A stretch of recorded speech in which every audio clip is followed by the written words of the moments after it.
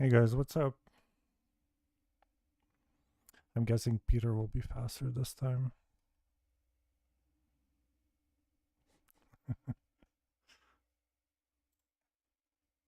Because had to create a Google account last time.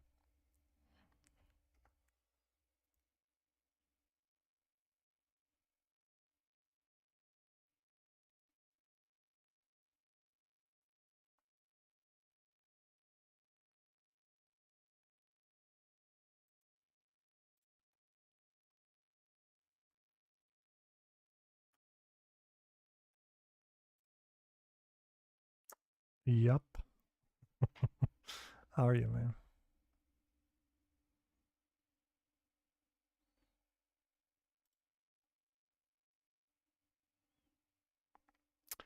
I wonder if I can do a yeah, I can do a poll. Why is Vlad not here? Okay. Jim calls.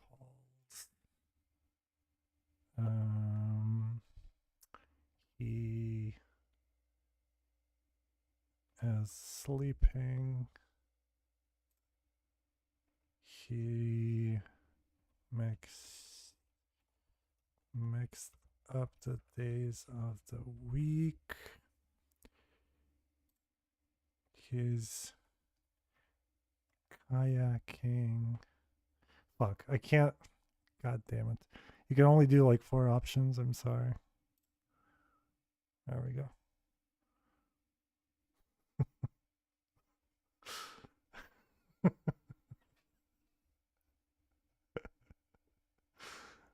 It's still gonna be fine. Yeah, I'm doing well, thank you. So, in order to watch the stream, I suppose you have to confirm that you're of age, right? Because it's 18 plus, so you have to actually log in. Fuck. Okay, well. Hard choices, you know. I mean, I wanted to add, like, as a 5th option, I wanted to add a random bullshit excuse, which is, you know, which is, I think, the most likely explanation, but. Okay, well, we're waiting for people. We'll just watch a short DW video because, you know, you're German and you're the first one here. So. Ukraine's President Volodymyr Zelensky has again rejected calls for a ceasefire with Russia, saying that it would only give Moscow more time to replenish its arms supplies. Zelensky has been touring Baltic nations, calling for more political and military support from allies in the region. Ukraine's government also wants to mobilize extra troops to fight the Russian invasion. Neither side is gaining significant ground in the fighting. DW's Nick Connolly visited Ukrainian artillery units near Bakhmut, who are into their 2nd winter on the front lines. You hear them before you see them. Given enough time, these men tell us, the mice nibble everything, from sleeping soldiers' fingers to computer cables. In an age of satellite internet connection, via this Starlink box, they're still waiting for an innovation to properly defeat rodents. The cats that we brought down here, they all ran off. They were too scared of the rats. Sometimes the cats were like, nope. I'm no. a weasel comes by and helps us out with the mice. Weasels. I don't mind the mice, really. They're pretty harmless. At least it's some kind of distraction. With Russian drones ever present in the skies, this Ukrainian artillery unit essentially lives underground when they're not out firing at targets. A dozen or so men hold up together in a dugout several meters under frozen ground. Satellite internet connects them to their families, watching the lives they now can't be part of. Sometimes I call my daughter and ask her how school's going, and she says it's Saturday or Sunday. Down here you lose track of time. Every day is the same unless you're outside doing your work. During the summer offensive, they were able to advance to here. They built themselves this new dugout knowing full well that their lives would depend on it. This winter, they're defending this position against Russian troops trying to take it back. Just recently, a Russian shrapnel shell landed outside one of our dugouts. We weren't expecting anything. We were down in the dugout, but it was still pretty scary. You could see the flash, even from where we were. Should I link to the stream in another browser? Didn't have to confirm my age today. Well, I think if you create an account and you do the, if you set your age, which you I think have to do, right, when you create a Google account, then it's fine. As long as you're logged in, but... Some of the original crew couldn't get used to the constant shelling and had to transfer to other units. But there's no criticism of those who left. One thing you hear a lot down here is that there's no such thing as an ideal soldier. There's no point sitting around at home saying you're sick or telling yourself, I wasn't born to fight. No one is. You learn it all in the job, and if you don't learn, war won't forgive your mistakes. I mean, I wouldn't agree with this guy. I think there are some people who are way better at military things than others. And there are some people who would clearly break under stress and pressure. I think the word I would use is resilience. I think that would be the critical, yeah, definitely the critical skill you need to have. If you can call it a skill, I guess you could call it a skill, which is basically whenever you get kicked down, you get back up. Whenever there is discomfort and whenever you're going upstream and against the wind, that you have to persevere. That would be resilience. But it's way more than that. There's a very good book. I think it's called Resilience by I think by a Navy SEAL or somebody like that. I'm pretty sure. Let's Google it. Resilience book. Yeah, I think. Okay.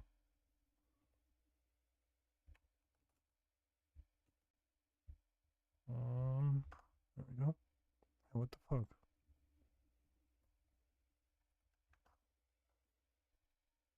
Am I on a VPN? No, I'm not. Okay, I was talking about, yeah, Navy SEAL. Okay. So this particular book. It's a pretty good book. I mean, it's not, it's not great as books go, but I think he's pretty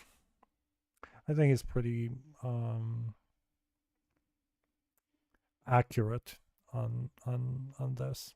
He's talking about other things like alcoholism and addiction and things like that, which is where you need these skills as well. And this is, of course, the main skill they tried to develop with Navy SEALs, in particular the BUDS thing. It's called BUD-S, the boot. Would it be boot camp? Not really boot camp, like Navy SEAL training. You know what I'm talking about, like the stuff where they make them stay on the beach in cold water, and then there's a dude like walking around with like hot tea and stuff, and all you have to do is ring a bell and you're gonna be fine, but then they fire you, of course. So you have to be pretty fucked up to be a Navy SEAL, I guess. But that's what you need in a war. It's not really any hard skills, although that does help. It's not sharpshooting, it's not liking weapons, or it's not even sociopathy, I think. Although that definitely helps. The lack of empathy would be helpful. But yeah, I think you gain that eventually anyway. But yeah, just resilience. Just being able to, I mean, look at this. Look at this environment. Like, you're on the ground, it's winter, super cold, there's mice everywhere. You have Wi-Fi, which kind of makes it worse maybe, because you're watching videos from the normal world, right? Like with TikTokers and like, I can't imagine how that is. At least in World War I, they weren't able to see how well other people were living. And nowadays it's like, Jesus fucking Christ. And these people don't really go back that much. Rotations are few and far between, and Everyone is going to have to fight eventually, and there's no point trying to hide. That's the message these men have for their fellow Ukrainians as this war heads into its third year. Ukraine Bureau Chief Nick Connolly, who filed that report, joins us now from Kyiv. Nick, we just saw you there in the trenches with the Ukrainian soldiers. Mice everywhere, freezing cold. What was it like? What is life like for those soldiers on the front lines? It's certainly not easy. It has to be said that it was a lot more pleasant underground, even with the mice, than it was above ground. Everything was frozen. There'd been fresh rain that had then frozen, so people were falling out over on the ice. There were questions about supplies being brought in on time because the roads were just basically impassable. I think for the most part, though, that unit specifically, people had had a few weeks off over the past year. They had been to see their families. yeah, a few weeks over a year. Interestingly, though, people say that actually it can sometimes be easier just to stay at the front line than to go home, because 2 weeks just isn't enough time to properly let go of all that stress, that adrenaline. And often enough, when they're back home, they can get annoyed seeing men their age going to gyms, going about their normal daily lives, going to work, and not joining in the fight. So some of them even questioning whether it was really worth their while to go home, because it was just emotionally and physically kind of a difficult thing to do. We heard one of the soldiers saying no one is born to fight, that it's learning on the job. Nick, we've heard much about the military struggling to recruit new soldiers. Give us a sense of how big the problem is and whether the recent plans the government announced can likely address it. Well, the thing is, Sarah, right now you have lots of people who have been fighting since February 2022, who have basically been there now for 2 years. Lots of them are actually not young at all. This is largely a middle-aged man's war. Right now, mobilization only starts at the age of 27. I think the average age is around 40-something now. So yeah, it's pretty much dads. And the medical issues they have. I mean, generally at 40-something, you start to get chronic diseases and things like, blood pressure, diabetes, heart disease.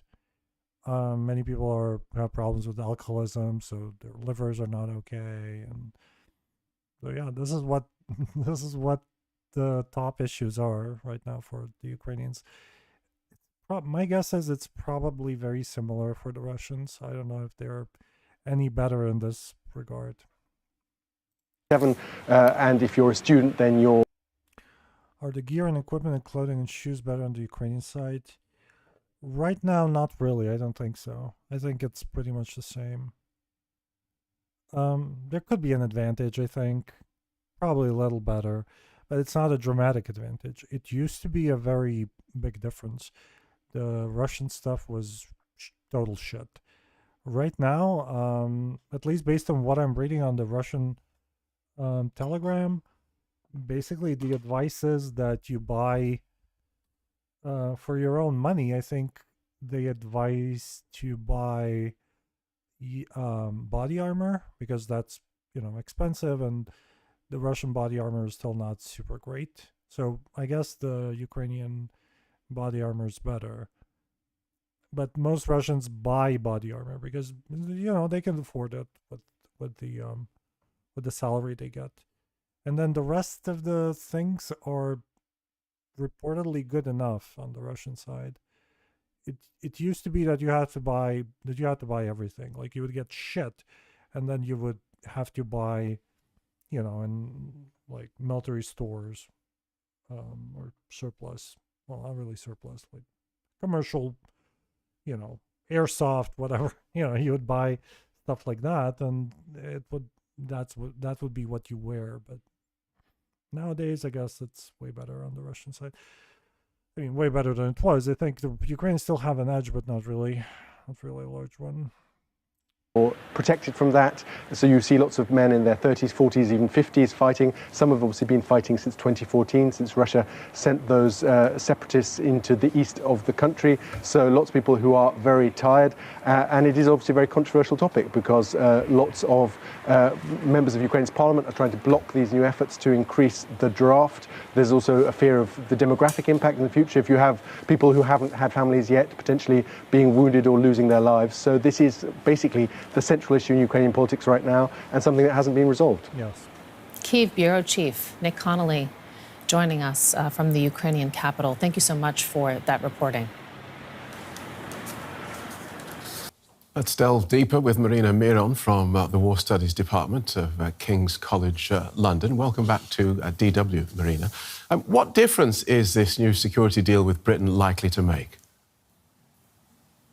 Hello, Phil. Well, this is an unprecedented step. The UK is being the first country to sign such a deal with Ukraine, and this is a long-term commitment from Rishi Sunak, pledging to stand with Ukraine as long as it takes and to outlast Russia. I wonder if we can find the actual deal online.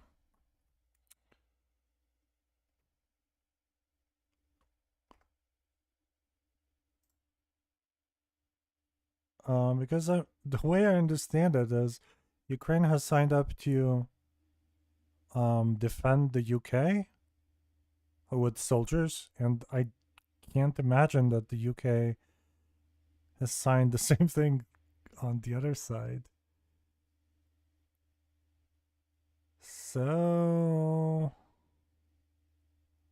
trying to find the name of the deal. Ukraine, UK 10-year agreement.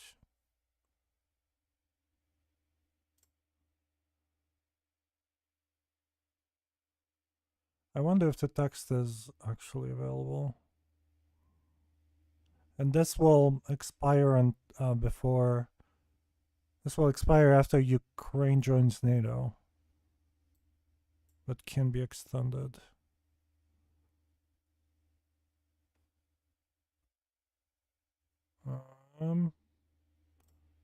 Okay, so this is I guess an official press release.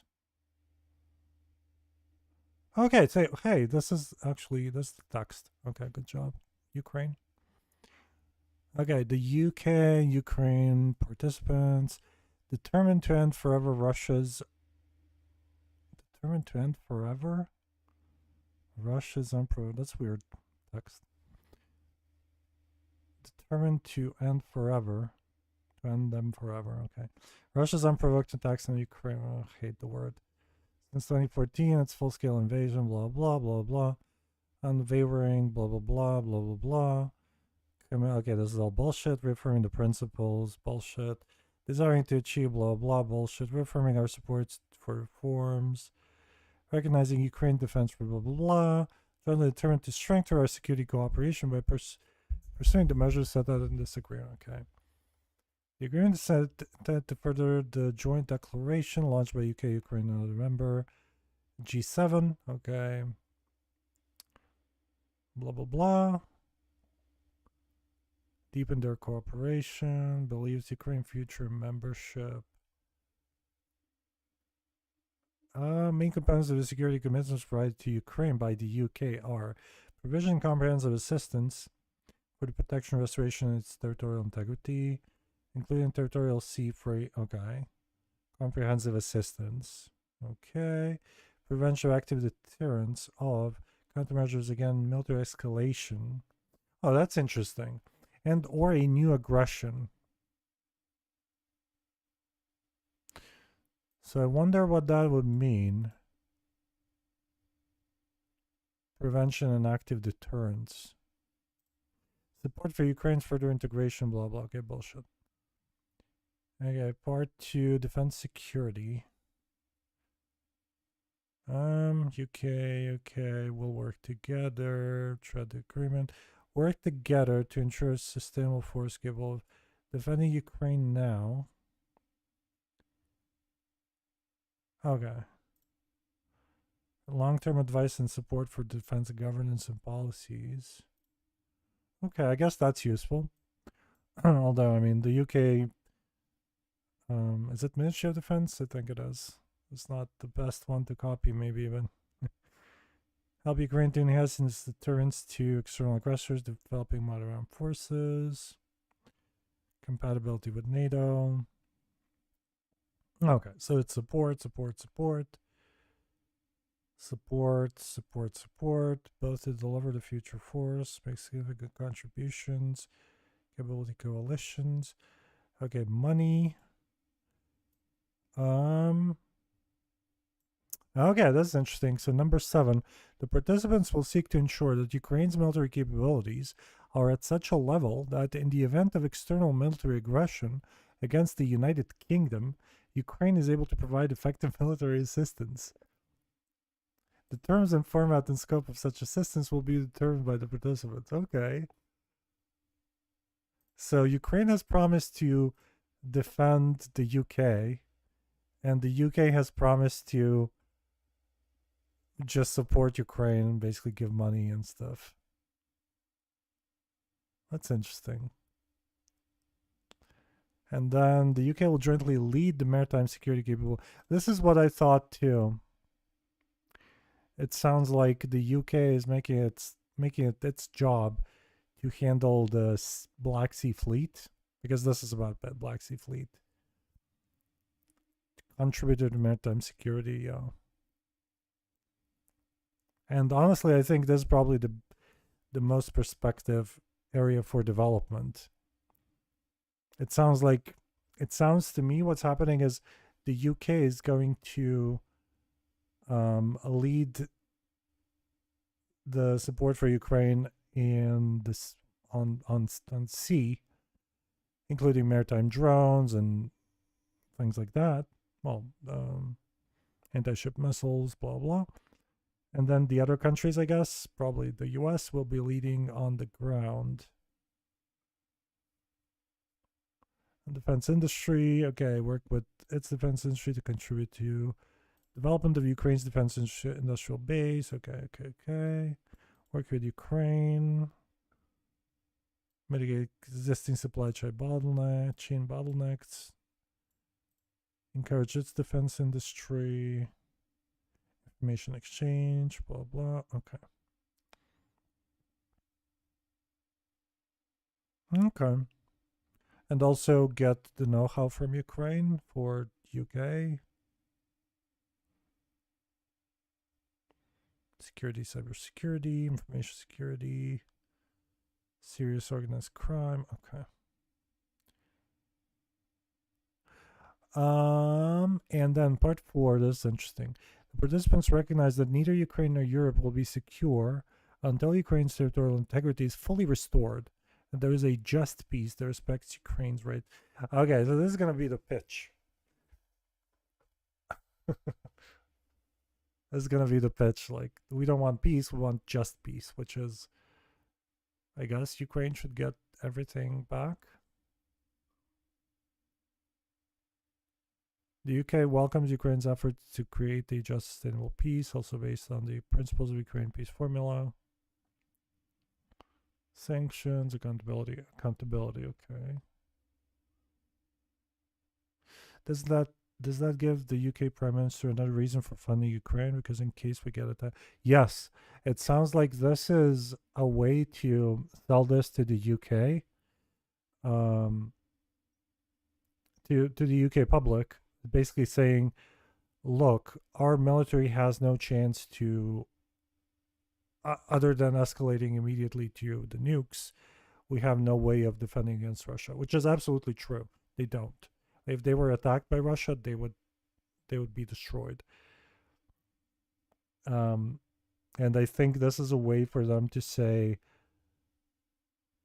Ukraine is basically guaranteeing our security, and they are basically our military right now, because this makes Ukraine UK military, really. I mean, makes Ukraine accountable for defending the UK. So yeah, you could say, okay, well, our military budget should go there, and I guess it makes sense. This is not unheard of. I mean, if you know a little bit of history, several things come to mind. The Austria-Hungary, the Austro-Hungarian Empire, I guess. They used notoriously, very famously, they used countries like Croatia, Serbia, to basically fight for them. As I don't know if you would call it call that mercenaries. They were definitely paid, but they were kind of the countries responsible for defending the empire against the Turks. And so it's not unheard of. And of course the Swiss, you still have the Swiss Guard and Vatican. So, well, the Swiss were the mercenaries though. Ukraine's recovery. Okay, this is less interesting. IMF, access to financial sector, blah, blah, blah, blah, blah, blah. Compensation for losses, injuries, damages. The Russian Federation must pay for the long term. Mexico must pay for the long-term reconstruction of Ukraine. Russian sovereign assets in the UK's jurisdiction will remain immobilized until the Russian Federation has paid for the damage. Interesting. They're not saying they're going to take them because it sounds like there is no mechanism to do that. The UK, working with its partners, will continue to pursue all lawful routes. Okay. Okay, this sentence says that they'll keep trying. Yeah, they're trying to get the money from the Russian money. I think around $300 billion is frozen right now in Russian assets, and it would make a lot of sense to just take that money and give it to Ukraine. But there are no appropriate legal methods to do that because, private property is, well, property in this case, is protected in the West. So you can't just fucking take money. Okay, humanitarian cooperation, reforms. Okay.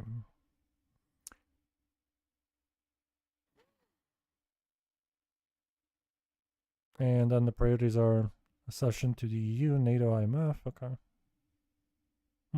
I find it interesting that this is all in the same sentence because some IMF benchmarks are not really super healthy for countries like. Well, I mean, Ukraine is devastated, so I don't know if they can pick and choose.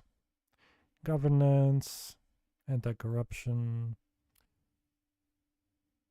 Okay. Democratic civilian control of the armed forces. Which, yeah, I mean, the defense minister is a civilian and the government is democratically elected. I guess the issue would be that there are no elections right now, and it's likely there's not going to be elections in Ukraine.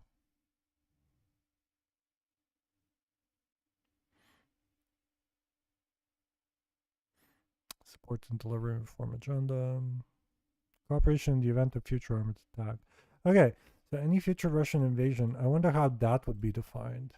Like, what is a future invasion? How do you differentiate? I don't know. In the event of future Russian armed attack against Ukraine, at the request of either the participants will consult within 24 hours to determine measures. UK undertakes that in those circumstances, acting in accordance with its legal constitutional requirement, would provide Ukraine with swift, sustained security assistance, modern military equipment across all domains, economic assistance, impose economic. Okay, Ukraine wouldn't. The UK wouldn't do anything. They would just do more of the same. Okay.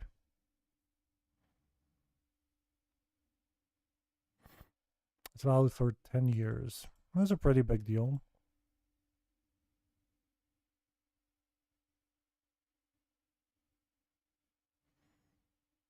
Anybody can just terminate it if they want to.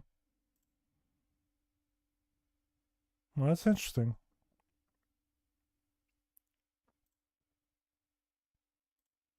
Aid has been increased to £2.5 billion, as we have heard.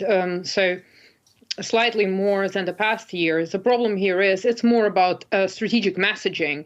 So if we take the aid that Ukraine will receive without the US aid, which provides the lion's share, and the European aid, it's still not going to make any difference to Ukraine. Besides, we don't know in what trenches and how and when Ukraine will receive this aid, specifically the military aid, such as long-range missiles and drones.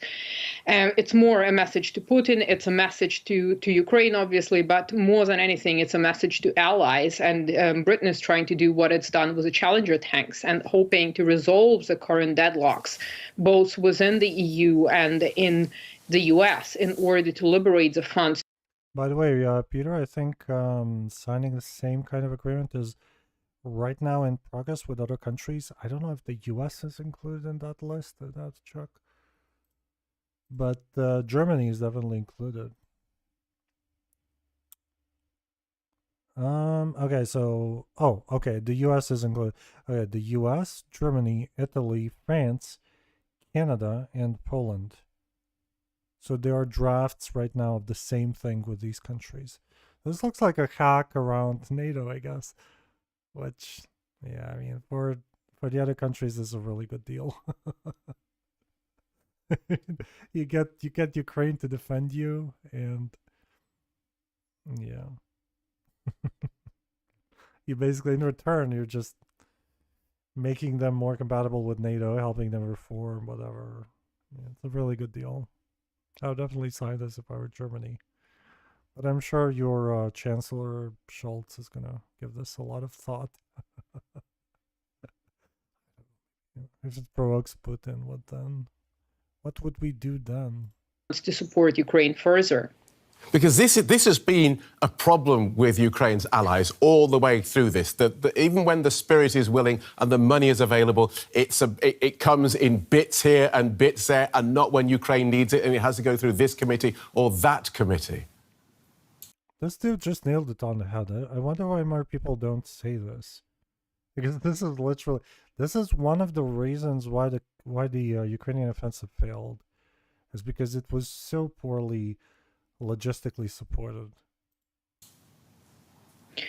Absolutely. It's a bureaucratic problem because in Europe, all 27 members have to vote for the aid in Ukraine. And we know Hungary has been vetoing it. And on the 1st of February, we will... Yeah, so that's interesting. This kind of tries to bypass Hungary, right? Because you're directly signing agreements with individual countries, so Hungary can't do fuck. But it's all actually moving Ukraine into a very NATO-like kind of status. And then the hope is, okay, you know, they've proven themselves or whatever. I guess it makes sense. I mean, honestly, it's the only thing I guess Zelensky can do. See how far the talks with Viktor Orban have come in order to see whether that aid, a lesser number, about 20 billion euros now, will be liberated for Ukraine. But again, it is not the only problem that Ukraine has. Even delivering missiles, artillery shells, and so on will be problematic because of the current global supply chain and the fact that they cannot deliver whatever they promise all in one batch, meaning there will be different batches delivered over time, which makes it complicated. Brief word then about the state of the Ukrainian military at the moment. I understand they've been struggling to recruit new soldiers, and this problem is, I presume, likely to get bigger. That is correct. The new bill has still not been passed, and there are discussions on reducing the length of the draft and possibly removing punishments for those who are avoiding the draft. The problem is, again, will the people go? Because the people do not want to fight, obviously, and they risk a polarization of the society right now. And that's the one problem. And the other problem, there has to be money and there has to be time to train the people. So the new draftees will have to be equipped. Right. They need kit, they need training, and there is no time for that. So how that will go is problematic. Thank you so much, as ever, Marina. Marina Miron from the War Studies Department at King's College London. Thanks for. I don't know if she's right about not having time to train. I mean, you have to remember the draft was going on forever. So, you know, obviously people were getting trained and so on.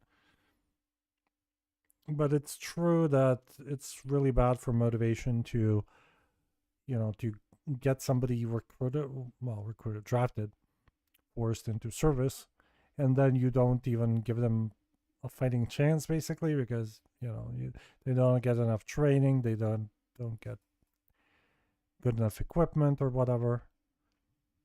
But it's not, I mean, I don't think I saw this being a huge problem. I think the biggest problem is that, I mean, let's be realistic, okay? I think there's a very big advantage for Russia is that there's a lot of people, very poor people, who live shitty lives. I mean, I can say that. Their lives are not great. They're generally not really super qualified. They might have alcoholism issues and things like that. They don't have a lot of skills. And then they get offered $3,000 per month plus benefits from the Russian military. And they join voluntarily. Ukraine doesn't, I mean, Ukraine pays people, but there's far less. Not only does Ukraine have less people overall, I guess the number is 3 to 4 times less. Or wait, that's, yeah, 3 to 4 times, I guess. Not only that, but you also have people who are just happy with the way they're living, and they don't want, despite the money, they don't want to join the military.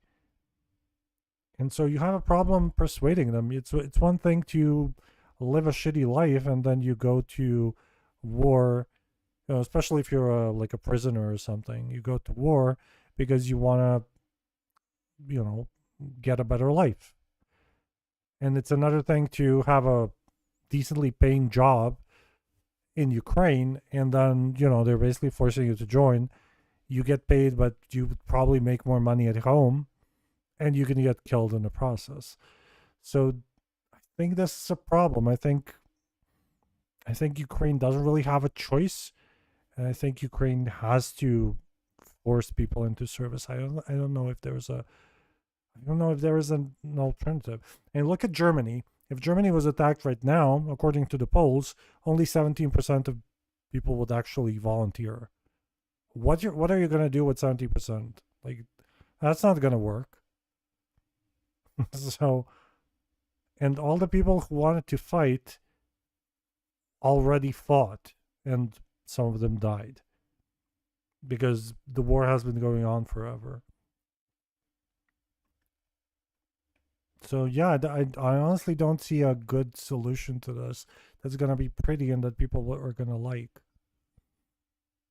Does this mean that in general the living conditions in Ukraine are better than Russia?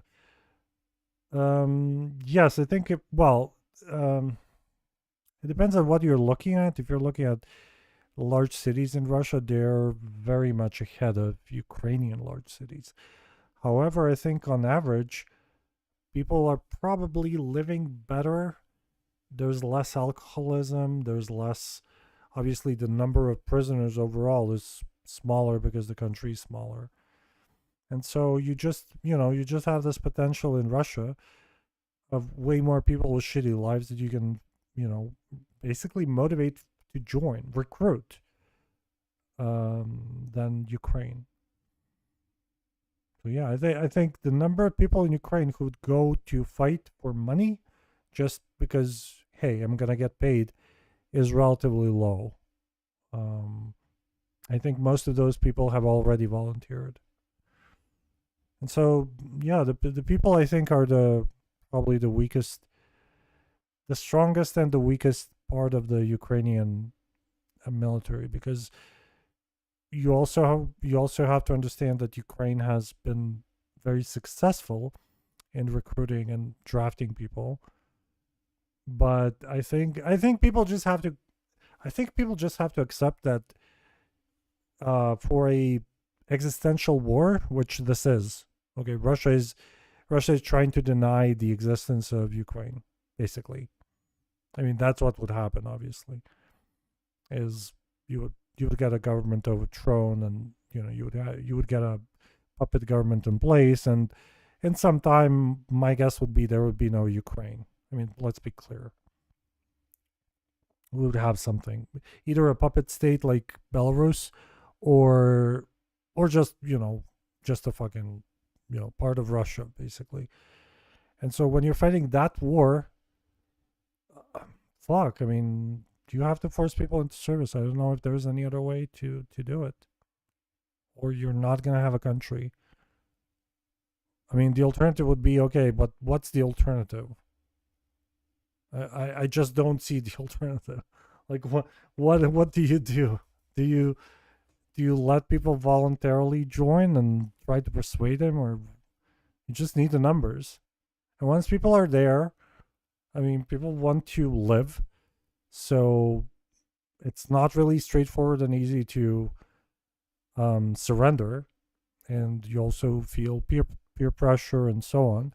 So as long as everything is transparent and clear in terms of, okay, we're doing the best we can to provide you with weapons and training, and the commanders are trying their best and so on, as long as that's clear, the people will fight. And we have seen this in World War II. I mean, that wasn't voluntary. Vietnam obviously wasn't voluntary, and people were fighting. Yeah, I mean, I just don't see another way of getting there. And that is that going to be ugly? Yes, absolutely. Does that need to be as ugly as it is in Ukraine? I don't know. I mean, I don't know if you saw the videos, but some of these things, some of the videos where they put them in police vehicles and things, and they're resisting, and there's a lot of yelling and things, that could be done better. But also, I don't know, I mean, how easy it is to do it otherwise. The men are generally hiding in Ukraine. It's I mean, going out, it's kind of hard to see men outside in certain cities. I think in Kiev, I was told they're not really doing it that much in Kiev, but places like Odessa and Kharkiv, I think, are basically, if you go to get groceries or whatever, you risk getting not arrested, but basically, I don't know how you would call it, kidnapped by the military police, and not the military police, but the recruitment office, I guess, draft office. And then you get not necessarily sent to the front lines, but you get evaluated, and you get sent for training and so on. So it's not a death sentence, but yeah. An existential war, people have to fight. Yeah, or just give up your country. I mean, what else? Drafted on spot? Pretty much, yes. You basically get a piece of paper. They call it повестка, I think, and it says that I think what that does is that basically activates you as a resource. So you still have to pass a medical exam. They do an effort to understand, okay, are you useful? Do you have chronic diseases? Blah, blah, blah. And it's also quite possible that you're going to go to, things like logistics and so on. So it's not a death sentence, but yeah, it's basically drafting on the spot pretty much. And there's really, really bad looking videos of this happening, which, I'm sure doesn't help the morale at all. For having me.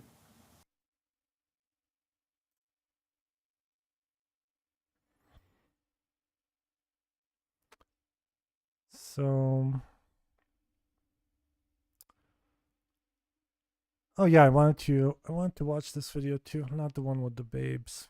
How did people live in Ukraine before the war? Oh no, we're not gonna watch that. That's too depressing. This news is funded by viewers like you. Please support our work at Democracy. This lady is, I don't know if you guys know, Democracy Now! Is, okay, far left, progressive, whatever. Yeah. This news is funded by viewers like you. Please support our work at democracynow.org/give. Don't. This is Democracy Now!, democracynow.org, the War and Peace Report. I'm Amy Goodman with Nermin. Please don't give money to these people, okay? If you have extra money, I don't know, there's better uses. Just spend it on hookers or whatever, okay?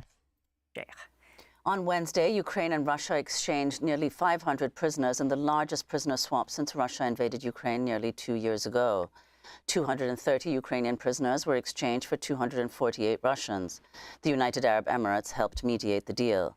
This comes after Ukrainian President Volodymyr Zelensky said Russia fired 500 missiles and drones against Ukraine in just 5 days.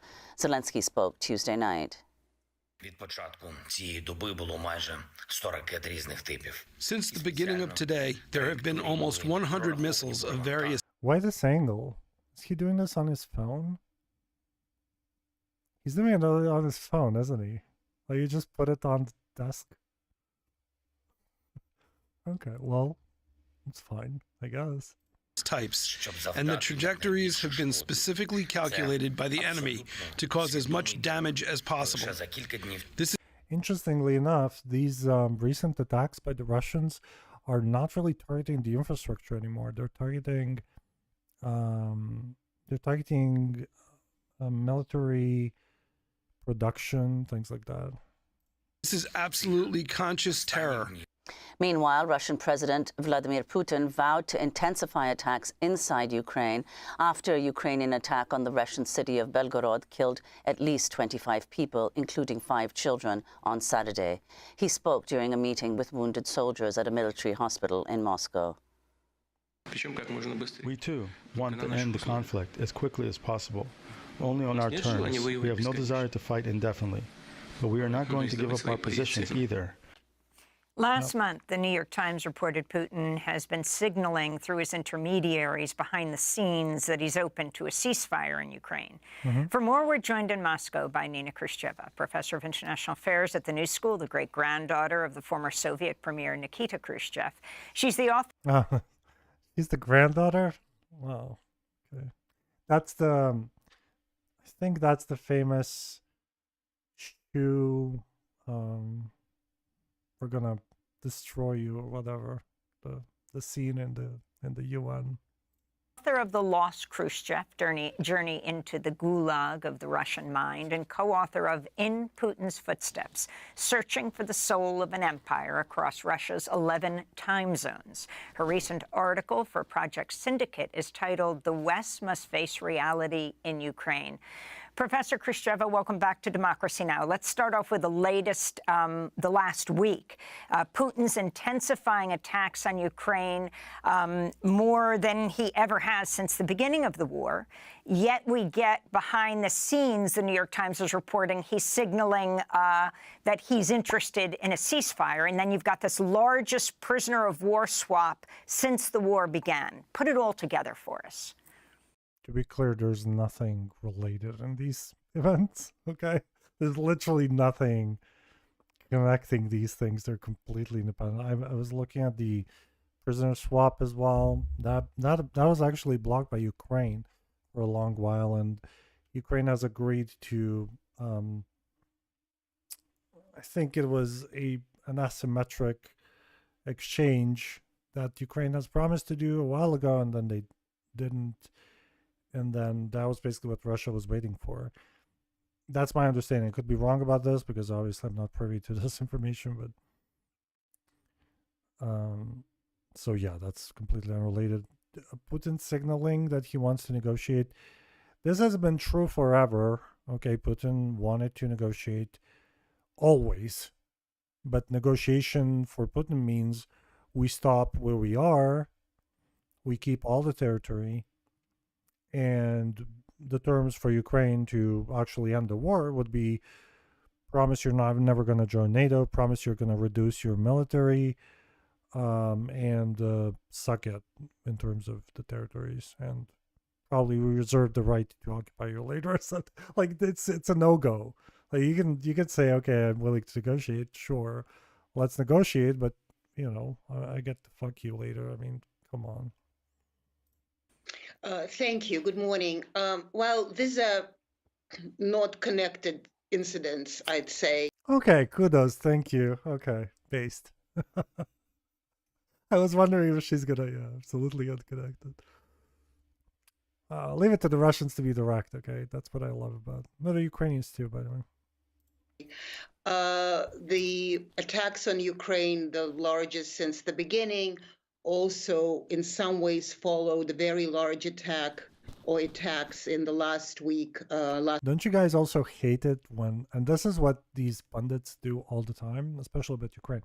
What does this mean? Look, Putin went here and he made a speech where he said, oh, we're gonna save the Russian soul, and then there was a strike on the Ukrainian, and probably this means something. What could it mean? Let's talk about it. Let's waste 35 hours talking about what it could mean when these two things are completely unrelated. Like, even the recent attack on Ukraine was completely unrelated to the ship sinking that Ukraine did recently, because you have to prepare attacks like that for at least a couple of weeks, if not more. And so there was no fucking way Russia would be able to, like, super quickly do a mass attack like that. They did a shitty attack on a Kharkiv hotel, I think, as a response to the Belgorod attacks. That was all they could do. And that's something you can do, like, on a minute's notice. Well, hours. Oh, a day's notice, okay. But, yeah, I hate it when people ascribe connections to things that are not really connected anyway. Last 2 weeks, I guess, on the Russian territory, because the Ukrainian forces also have been shooting, I think it was one day was 300 missiles. So it has been going on, escalating. And the reason it has been happening is we heard. What the fuck is that? Is that like a crocodile? What the fuck is that? That looks like a crocodile skin. But it can't be, right? What the fuck is that? What the fuck did this lady kill and then hang on her wall? Heard so much about Ukrainian counteroffensive really didn't work out as it was hoped. Then the aid from the United States and Europe somewhat is stalling, and so Ukraine was showing that it's fighting. So of course, as Putin always does, the Russians fight back. So that's what we've been seeing. As far as the New York Times reporting on signaling on negotiations, that's not how we see it here, because they need some signs and winks. But Putin has been quite clear almost from the beginning, that Russia is going to achieve all its goals. So Russia is, especially now when when Russian forces are holding some territory, some Ukraine was able to take back, but a lot of it Russia is holding. So that's the problem is there are no goals. Like, nobody knows what the goals are. The goals are not defined. That's the problem. Like, what's the goals? To go out on, like, I mean, what's the goal? Like, take Zaporizhia, because that has been notably annexed by Russia, while I mean, show you Zaporizhia. Okay, here's Zaporizhia. Okay, so is the goal to, and that's the part of the Zaporizhia Oblast which has been annexed by Russia. So how do you can see the borders right here, like the dotted lines. Is that the goal? Like, you want to take this incredibly hard to take city because of its surround, you can see the water and so on. How do you even do that? Like, do you demand that from Russia? Are you gonna from Ukraine? Are you gonna fight until you get it? What's the plan? There is no plan.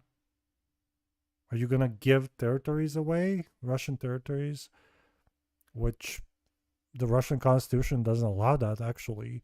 I don't know how you, even in Russia, there is such a thing as law.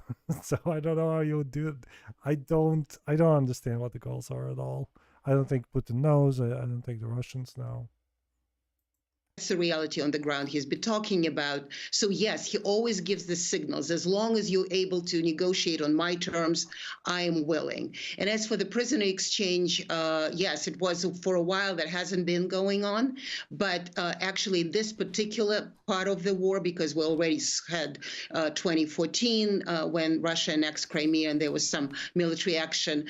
This time, the prisoner exchange actually has been going infinitely better. In fact, they were really trying on that front to keep with the war with the war rules.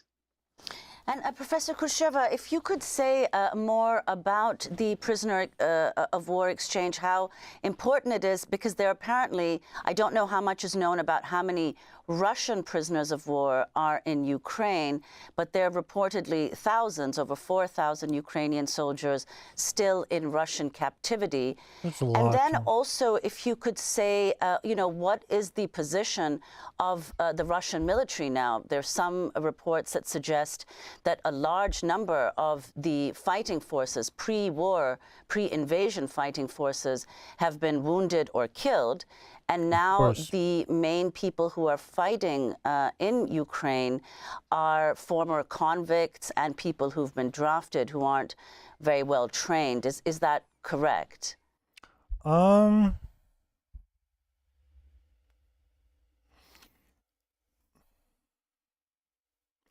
would guess that's not really true. I would guess equal numbers of people voluntarily signing contracts. Prisoners haven't been forced to join. So prisoners join voluntarily. And there are rumors that right now that they're reducing the heating in prisons to make it harder for I don't know if that's true.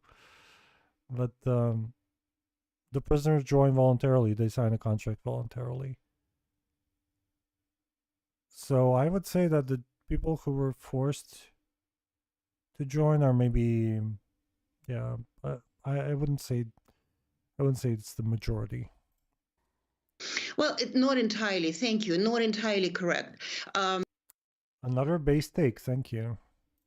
As for, we don't know how many thousands on each side actually they're prisoners. And of course, there's always prisoner exchange. I mean, I just want to warn, I'm not a war expert, but what I'm seeing, prisoner exchange is always some sort of in many ways, always political manipulation. You give some, you take some. This is the largest one. Apparently, what I'm reading that I think it was 245 and 75 of them was not even negotiated. Somehow the Ukrainians just gave them back.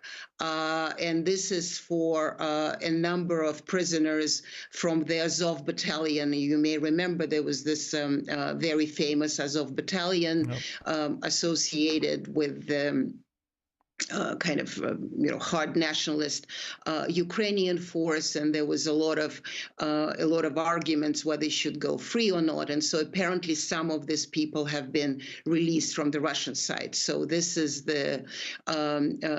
what we are hearing. Also, there've been in December there was a lot of talk that the new year is coming and it's important, and so we really have to have a good faith. As for those who fight in Ukraine, of course, I mean there's a tremendous amount of casualties. We don't know once again how many, but tremendous amount. But what Russia figured out, what the Kremlin actually sort of figured out somehow is that it's not that conscripts, and so these are people who voluntarily fight. And many of those who come in voluntarily fighting, they did have some military training. And then there is this Prigozhin we spoke about, I think, in the summer during the Prigozhin coup, Yevgeny Prigozhin, the Wagner chief who was first pardoned and then killed for his mutiny in June, he was the one who came up with that system that the prisoners, violent prisoners, go and fight, and that's how they become regular citizens, so to speak. So yeah, and the Ministry of Defense later tried to replicate this and started to compete with Prigozhin, and later on Prigozhin was not allowed to recruit prisoners anymore, which, you know, their loss, I guess. He was super effective at that. I watched the pitch he did, and he did a really good job. I mean, if you're a prisoner, he knew what prisoners want to hear really well. So, for example, he wouldn't talk about fucking, you know, ideological things a lot or at all. It was just a side note. Yeah, you know, whatever. And he would say things like, you know, you heard on the TV that there are Nazis there. There aren't any Nazis. It's just Ukrainians. They're people like you. They're fighting against us. We have to win. You may die. It's a very possible thing. However, if you do, we will pay out your families. If you do survive for 6 months, you're going to get your slate cleaned criminally. You're not going to have any criminal history. And so it was super realistic. And I think prisoners appreciate that. Prisoners don't like, you know, recruiters who come and say, hey, let's fucking, you know, protect their motherland or whatever. Because the prisoners will ask questions like, why are we protecting the motherland in another country? You know, if we're saving the NRL, why are we attacking Kharkiv and Zaporizhia and Kherson? And how is this even, you know, a thing? And, you know, you're not going to win that conversation. So what Prigozhin did is, yeah, it's all basically just fucking, you know, you may die, it's a war, we're fighting each other, they're basically the same as us. And, yeah, that was it. He was adamant on always saying we're not fighting NATO, we're fighting Ukrainians. You know, they're Slavs just like us. They're very smart. They're very adaptive. You know, you have to be realistic about what we're fighting against. And, you know, that didn't really resonate well with the mainstream Kremlin propaganda. So a lot of them are in the army. They do go through some training. Regular Russians are very unhappy about that because a lot of these people come back and then commit violent crimes. But at the same time, it allows regular people also not to go and fight. And that's how kind of Putin has been able to keep the semblance of sort of normalcy of the country at war, but not really the country at war. No. And Professor Khrushcheva, if you could talk about what conditions are like within Russia in terms of both how the war is being perceived there, what ultimately the effect of the sanctions has been, what evidence you see of the effects of those sanctions today in Russia, and the fact that the majority of people there, according to polls, do not support the war. And yet Putin has over 80% approval rating still. and speak specifically, actually, in one of your pieces, you talked about this rural-urban divide, how the war is viewed in St. Petersburg and Moscow, as opposed to elsewhere in the country. If you could talk about that. Exactly. I mean, and that's really a tale of two Russias. In the cities, people try to stay away, pretend it doesn't happen, despite all the billboards and kind of volunteer places where you can go and sign up. And in the piece that you mentioned, you go into a bookstore and all those people who are foreign agents, the one that been branded as foreign agents because they have not been supporting the war. The writers, their books are available. You know, the sanctioned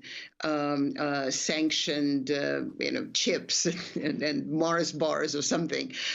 All of this is available, so you kind of wouldn't even know that there is war. And then you go deeper into cities in Siberia. It was in Omsk, which is not very deep in Siberia, but far. One of these things is not like the other. You saw You saw a tank doing indirect fire instead of artillery. Enough. And there in the little villages, there are beauty salons all of a sudden just popping up because the widows or those who are women who send their sons and husbands to war got a lot of money. I mean, it's actually something that that's how the army now functions. People are being paid off. And these were poor regions. And now suddenly they're washing off in money. They can go to on vacation. They can have some they can buy homes. Like it's life changing. It's literally moving them from a working class, many of them not even working, moving them from the working class, from the poor to middle class, just catapulting them. It's going to be very interesting to see what impact this is going to create on the Russian society. I'm sure there are people writing books already about this. But it never happened like that, because these skills usually in a healthy, normal, peaceful economy, the skill of having a body, is usually not very valued. And you have to have some other skills. But here, it's basically just that. You're not required to be able to do anything more. If you can, they will probably use you better, but if not, then yeah, you're just gonna fucking go to the front lines. Summer trips to warmer places and so on. And so this is kind of the dividing. I mean, Russia has, the double eagle is its coat of arms. It's always had this split personality disorder, the schizophrenia. Nice. But now it's visible more than ever. In the cities, people pretend it's far away because they cannot stop it. But in smaller towns, in fact, people are for Putin. They're not for the war, but they are for, so well, let's show the West that we are not going to surrender. Yeah, I don't know if, if you ask the people, I don't know if anybody would start the war. But if you ask the people, I think most people would be against giving back territories. They would say we're pro-peace, just like Putin says, okay, let's have peace. But I don't know if they would, if they would be for retreating or giving back territories or anything like that, especially places like Crimea. And whatnot. And also, I want to say that 80% is not a regular figure, but I would say that 60% is the support, and 56% want the war, want negotiations now, because they feel that Russia for 2 years withstood the sanctions. By the way, I'm checking the visibility of the stream on YouTube, and YouTube is fucking shadow banning us really hard. It could be because of the age thing, but also because the channel, I think, wasn't super active, so I might fucking need to do some cringy YouTube videos. Figured it out how to move on, because sanctions are not that visible except for the inflation. And because on Twitch, at least they show you on the fucking, at least you're findable. I don't think anybody's getting this in recommendations, so it's a nightmare. And prices. But other than that, they just feel that now Russia can end the war on stronger terms. So we just have about a minute, but the title of your piece, The West Must Face Reality in Ukraine, if you can talk about what that is, what we're not understanding, particularly in the United States, and how this leads into the elections in March. What did they... Oh my God, this photo. Oh, she wrote an article, The West Must Face Reality in Ukraine. Elections in March, when Putin is going to become president again. Yes, we don't call it elections, of course.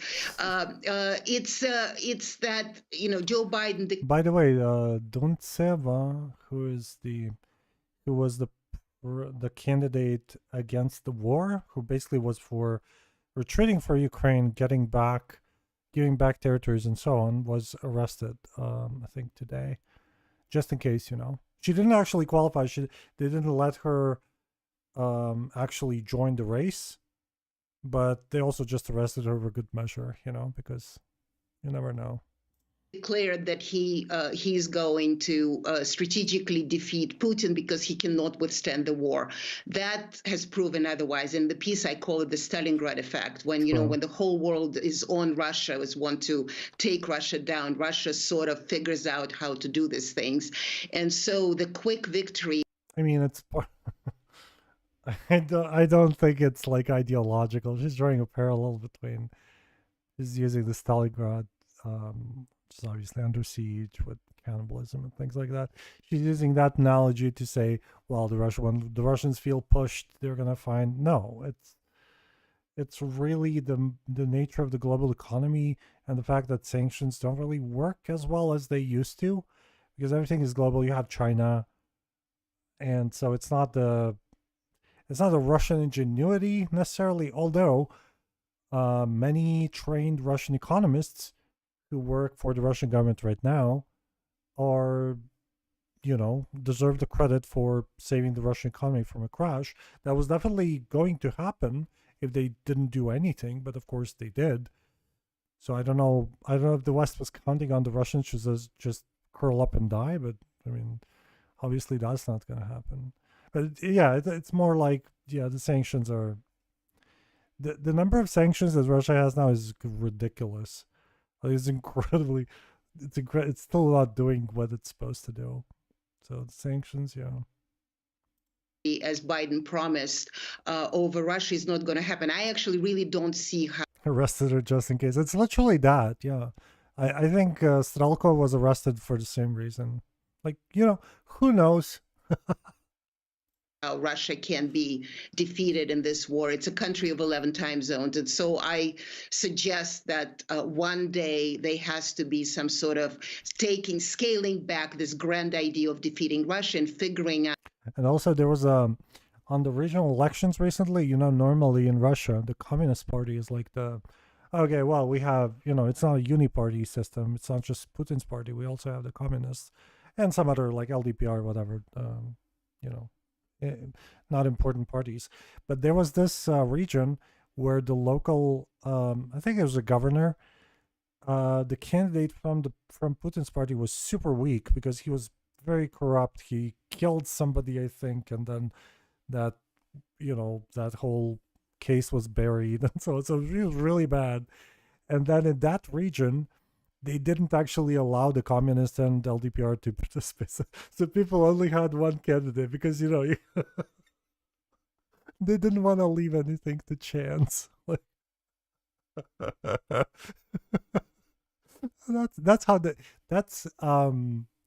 it works. People think, you can vote for Navalny or whatever, but then they steal the votes. Or sure, I mean, there's some of that, but mostly you don't get allowed to even participate. Like, they find mistakes in your application, bureaucratic bullshit. For Strelkov, it was they don't allow a notary to come to his jail cell because, whatever, just not allowed. That's it. You can't be president because of whatever red tape bullshit they do. That's the strongest defense against democracy in Russia. That's the strongest defense. It's not the elections themselves. It's allowing other people. They just don't allow people to even participate. They don't allow people to register. Or when they do, and when they have large support like Navalny did, then they just fucking, poison them, arrest them, put them in prison, make them extremists, whatever. Out how to actually end this war in the Ukraine, and then go on punishing Russia if you want. But the war should really not be part of that strategic agenda for the United States. Democracy Now! Is funded by viewers like you. Please. Something tells me that's not all of his. Obviously, these guys want to push the agenda of, let's try and read her article, okay? Because this lady seems super based to me. It's Babushka, okay. Okay, is this the article? Yeah, this is the article. They cut her off Like I think they selectively cut her off. I think she said things in addition to. Oh yeah, so these are fucking progressives. That's fine. Where's the Russian? True, everything okay? Ukraine's backers losing the war. Okay, long war fueled by delusion. Doesn't mean that the West's assessment of the situation was sensible. On the contrary, most Western observers seem to be able to imagine two scenarios. Either Putin takes Kiev in a matter of days, or Russia is quickly defeated. I don't know if anybody thought Russia would be quickly defeated unless they mean the sanctions, and then that would be true, I guess. Reportedly recommended Ukraine should just fight. Or to let Russia lose. Okay, then to reward it. And Russia would lose, where Ukraine had full-throated support. Russia did not have enough equipment. Blah, blah, blah. Okay. Yeah, this is precisely what has happened. Russia continued to leverage its numerical advantage, updating its battlefield strategy, boosting production at home, minimize the cost of sanctions, circumventing them, making sure the local actors, including the Russian state, gained ownership of departing Western firm. True, yeah. And build its war economy. I would disagree with the war economy thing, but there are definitely large changes that would qualify for that. For ordinary Russians, stores are well stocked, blah blah blah, pensions have increased. I mean, they've increased not as much as inflation, okay? In other words, they have actually decreased. But that's fine. The war is still not popular in Russia. 56% express support for transition to peace talks. Just 34% reported they would support withdrawing Russian troops from Ukraine. And Putin's approval rating remains above 80%, called the Stalingrad effect. Stalingrad effect is bullshit. Well, Russians rally around Putin's support was always high, so I don't know if it has anything to do with the Stalingrad effect. Now the President Joe Biden is promising U.S. will stand with Ukraine, not for as long as it takes, as long as we can. That's true, they did change that. Still argues Russia lacks the resource capacity to sustain a long war. It's true the sanctions will ultimately take a toll. Sure. Decline in foreign aid is already weakening Ukraine's position. A rift seems to be growing between the president and the Ukrainian military commander Zaluzhny. This could be a little overhyped, I think. There's truth to this, but I think both of them are still on the same side, and there are differences in terms of how you would fuck the Russians, not if you want to fuck Russians. Plausible scenarios. First, the West recommits to supporting Ukraine, but the political hurdles, Republican opposition in the U.S., Hungarian veto are high. Yeah, I mean, I don't see the Hungarian veto as a thing. I mean, that's may happen, but the EU will work around that. The Republican opposition in the U.S., that's not super fair to say. I don't know if there is opposition to helping Ukraine. I think there's opposition to the way Biden has been handling it, and also Ukraine is used as a bargaining chip for the border security. But I think it's unfair to say that the Republicans are opposing helping Ukraine. No.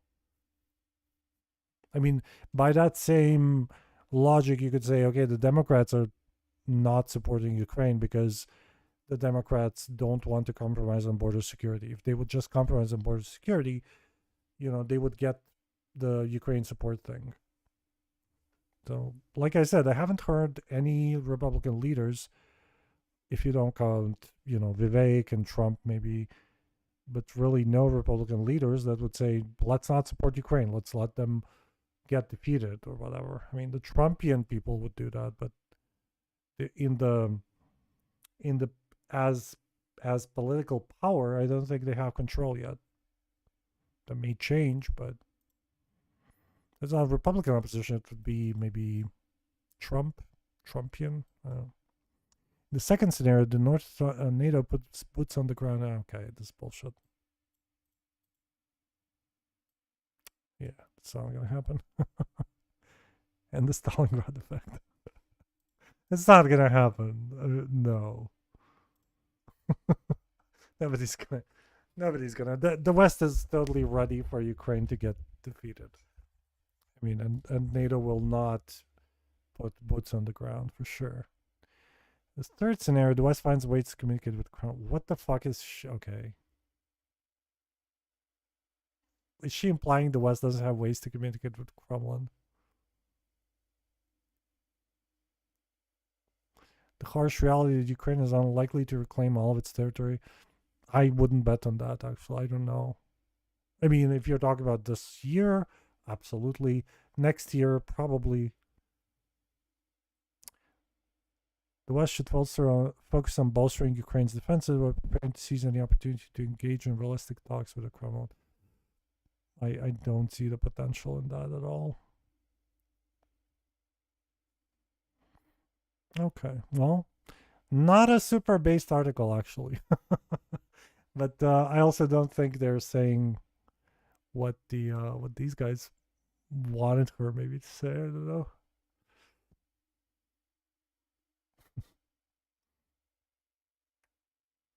Okay, let's watch a couple of more videos.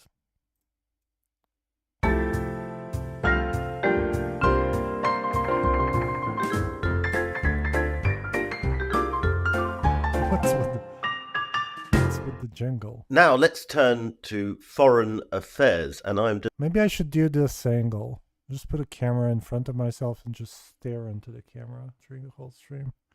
That'd be great. Delighted to be joined again by John Mearsheimer, who is a professor of international relations, and he is based at the University of Chicago. And he's also been, I think it's fair to say, John, you've been quite controversial this year. I know you might disagree with that label, but you've been quite controversial.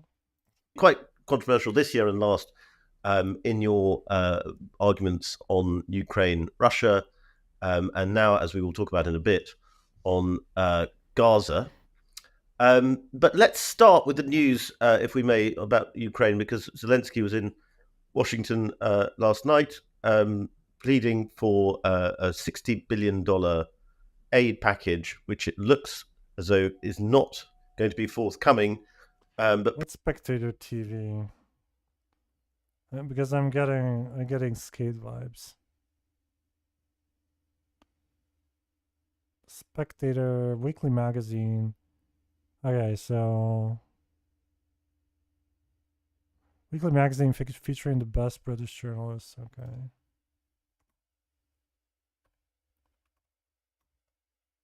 I'm just trying to understand.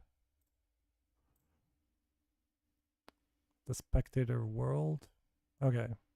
Biased right.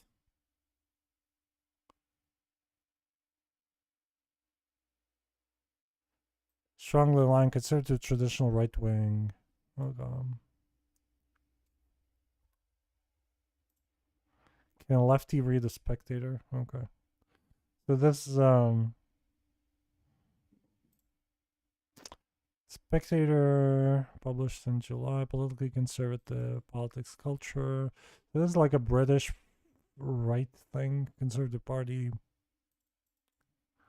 Oh, Boris Johnson was an editor, okay. That's interesting.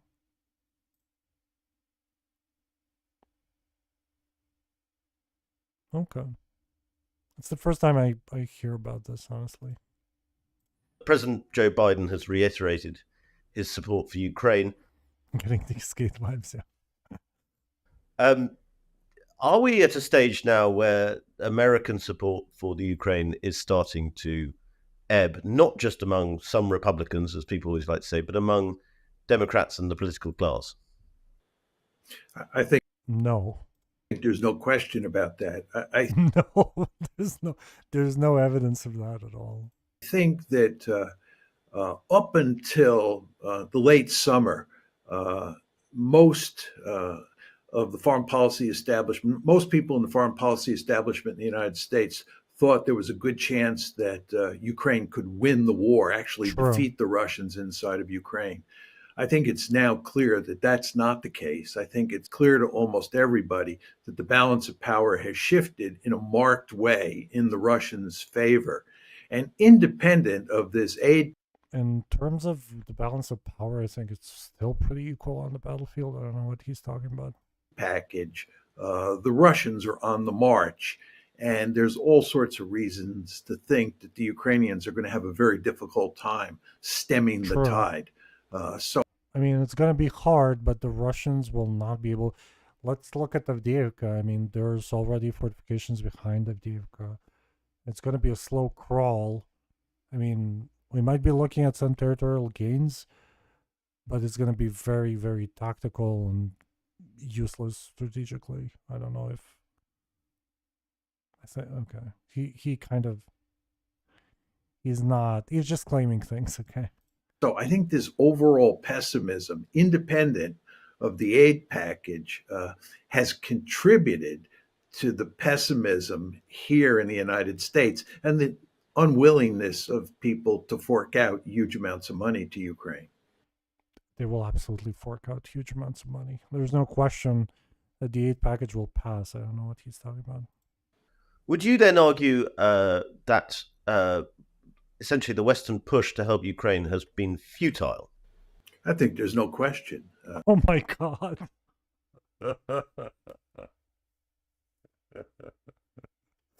Okay, sir. I've argued for a long time that we are leading Ukraine down the primrose path. Okay. I think definitely skate vibes. that I wouldn't be surprised if he was watching this guy for pushing to bring Ukraine into NATO was a huge mistake. But he pushed Ukraine to join NATO. Ukraine wanted to join NATO. And Putin made it clear when we announced in April 2008 that we were going to pursue that policy, that he would destroy Ukraine before he would let that happen. And in fact, that is what is happening. Ukraine. The U.S. supported Ukraine in that ever, but it's Ukraine who gets to decide. It's not up to Putin to decide if Ukraine joins NATO. Has already lost a substantial portion of its territory, and I believe will lose more, and it will end up as a dysfunctional rump state. So this is a disaster for Ukraine. I believe if we hadn't pushed forward to bring Ukraine into NATO, that Ukraine would probably be intact today. There would Would it really? I wonder how this guy is thinking.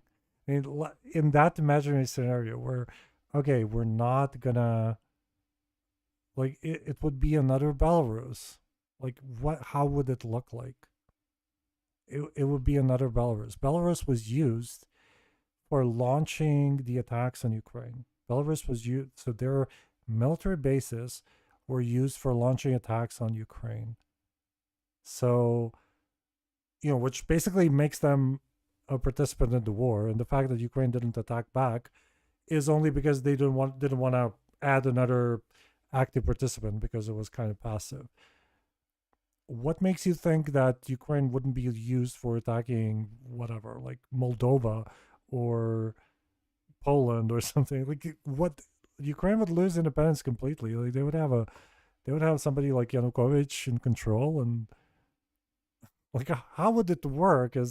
How would that? I would so much like to understand this alternate history that people are pushing. Oh, if only there was no NATO, then everything would be okay. Do you think Russia would not try to put Ukraine under its influence? Do you feel that everybody would enjoy that in Ukraine? Like, oh yes, let's have our country's policy dictated by Kremlin. That sounds awesome.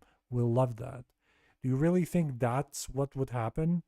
Do you think that people wouldn't vote for people who'd be against that, and then when those people would inevitably get assassinated or whatever, that there would be no protests on the streets or anything like that? I don't understand. Like, how would that work? These people don't understand the people of Ukraine at all. They must think that the people of Ukraine are just like putty, and you can just mold them any way you want. Like, hey, people of Ukraine, Russia is your friend. Be friendly to Russia. Oh, okay then. Is that how what the fuck?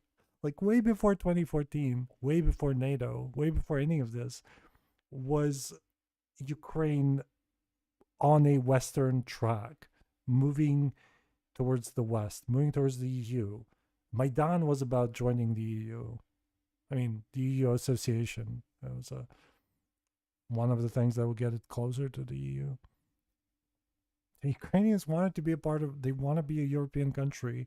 They want to be not a Western country, but they want to join the West, the Western community. They don't want to be part of Russia. I don't know. I don't know. Mearsheimer is a tank. Yeah, I don't know actually a lot about him. Maybe these people think like the power of Russia is inevitable, so try to make the best of it. The best I can think of is let's be Belarus. But Ukrainians are not Belarusians. They're way more independently minded than the Belarusians. I mean, you can see that the people in Belarus like their dictator. The Ukrainians don't like the Ukrainians never had dictators. They never had even one. Like your rating, when you become the Ukrainian president, your rating goes to shit immediately because the Ukrainians by default hate people in power. Okay, and generally don't go for that subordinate kind of way of thinking. I think that's the biggest difference between the Ukrainians and the Russians, because everything else is very similar. The language, obviously, the culture, the Soviet past, it's all very similar. But this particular thing, when you have a problem, for example, in a region, like in a local whatever, municipality or whatever, the Russians will make a video asking Putin to fix the problem. Like, President, please help us. We need your help. We need your assistance. We have this problem. Can you please do something about it? The Ukrainians will fucking do whatever needs to be done. They're not even going to expect the government to do things for them. It's true. It's really like this.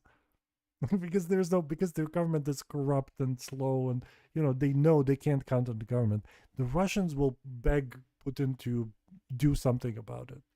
And they even have these yearly like meet the press or whatever when Putin is talking to the people and they send him questions, and it's usually like, oh look, we don't have water, we don't have clean water since 2021, please do something about it. And as Putin says, yes, I will put this under my personal control. Okay, great.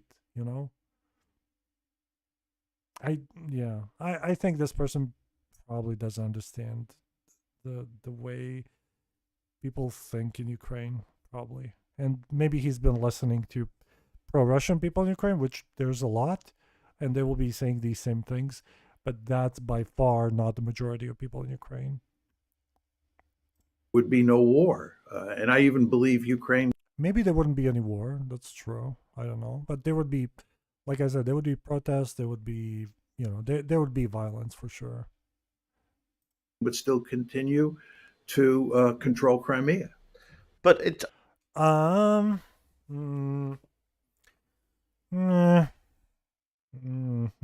I don't know. I don't know if that's true. I think if Ukraine was a vassal state of some sort, I think the Crimea thing was, kind of a ticking bomb anyway. The war hasn't gone brilliantly for Vladimir Putin. I think that's fair to say.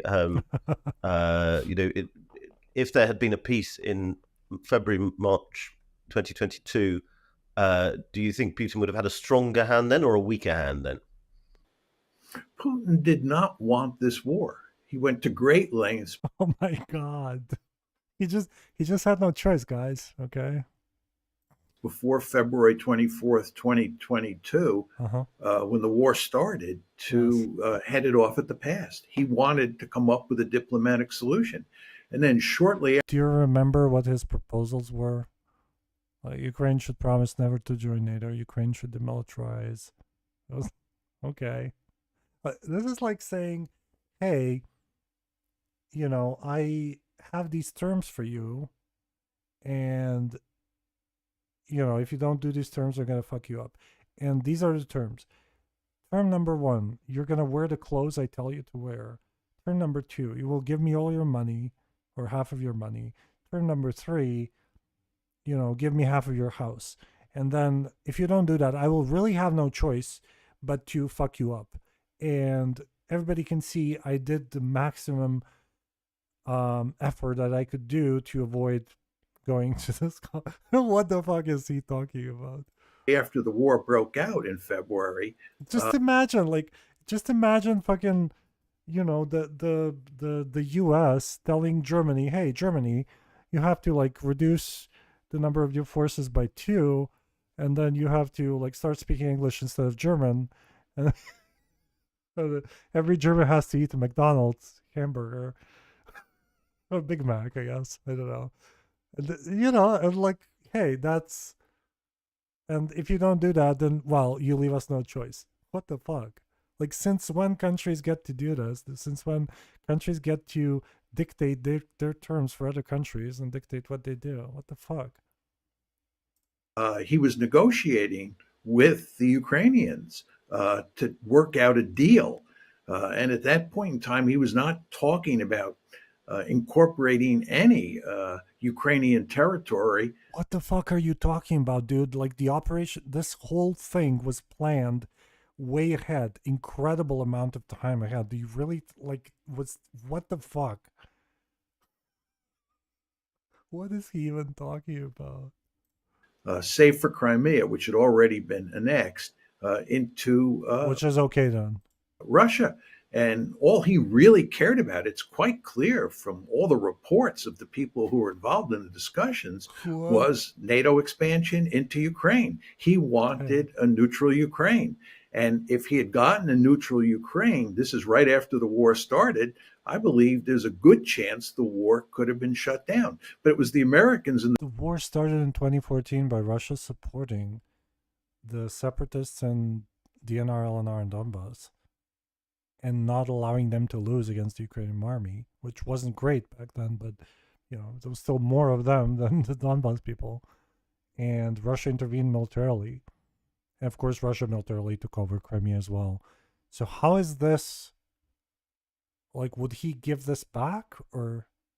The British, who moved in and basically told Zelensky that he had to walk away from the negotiations because we believed that we could win the war. We meaning Ukraine plus the West.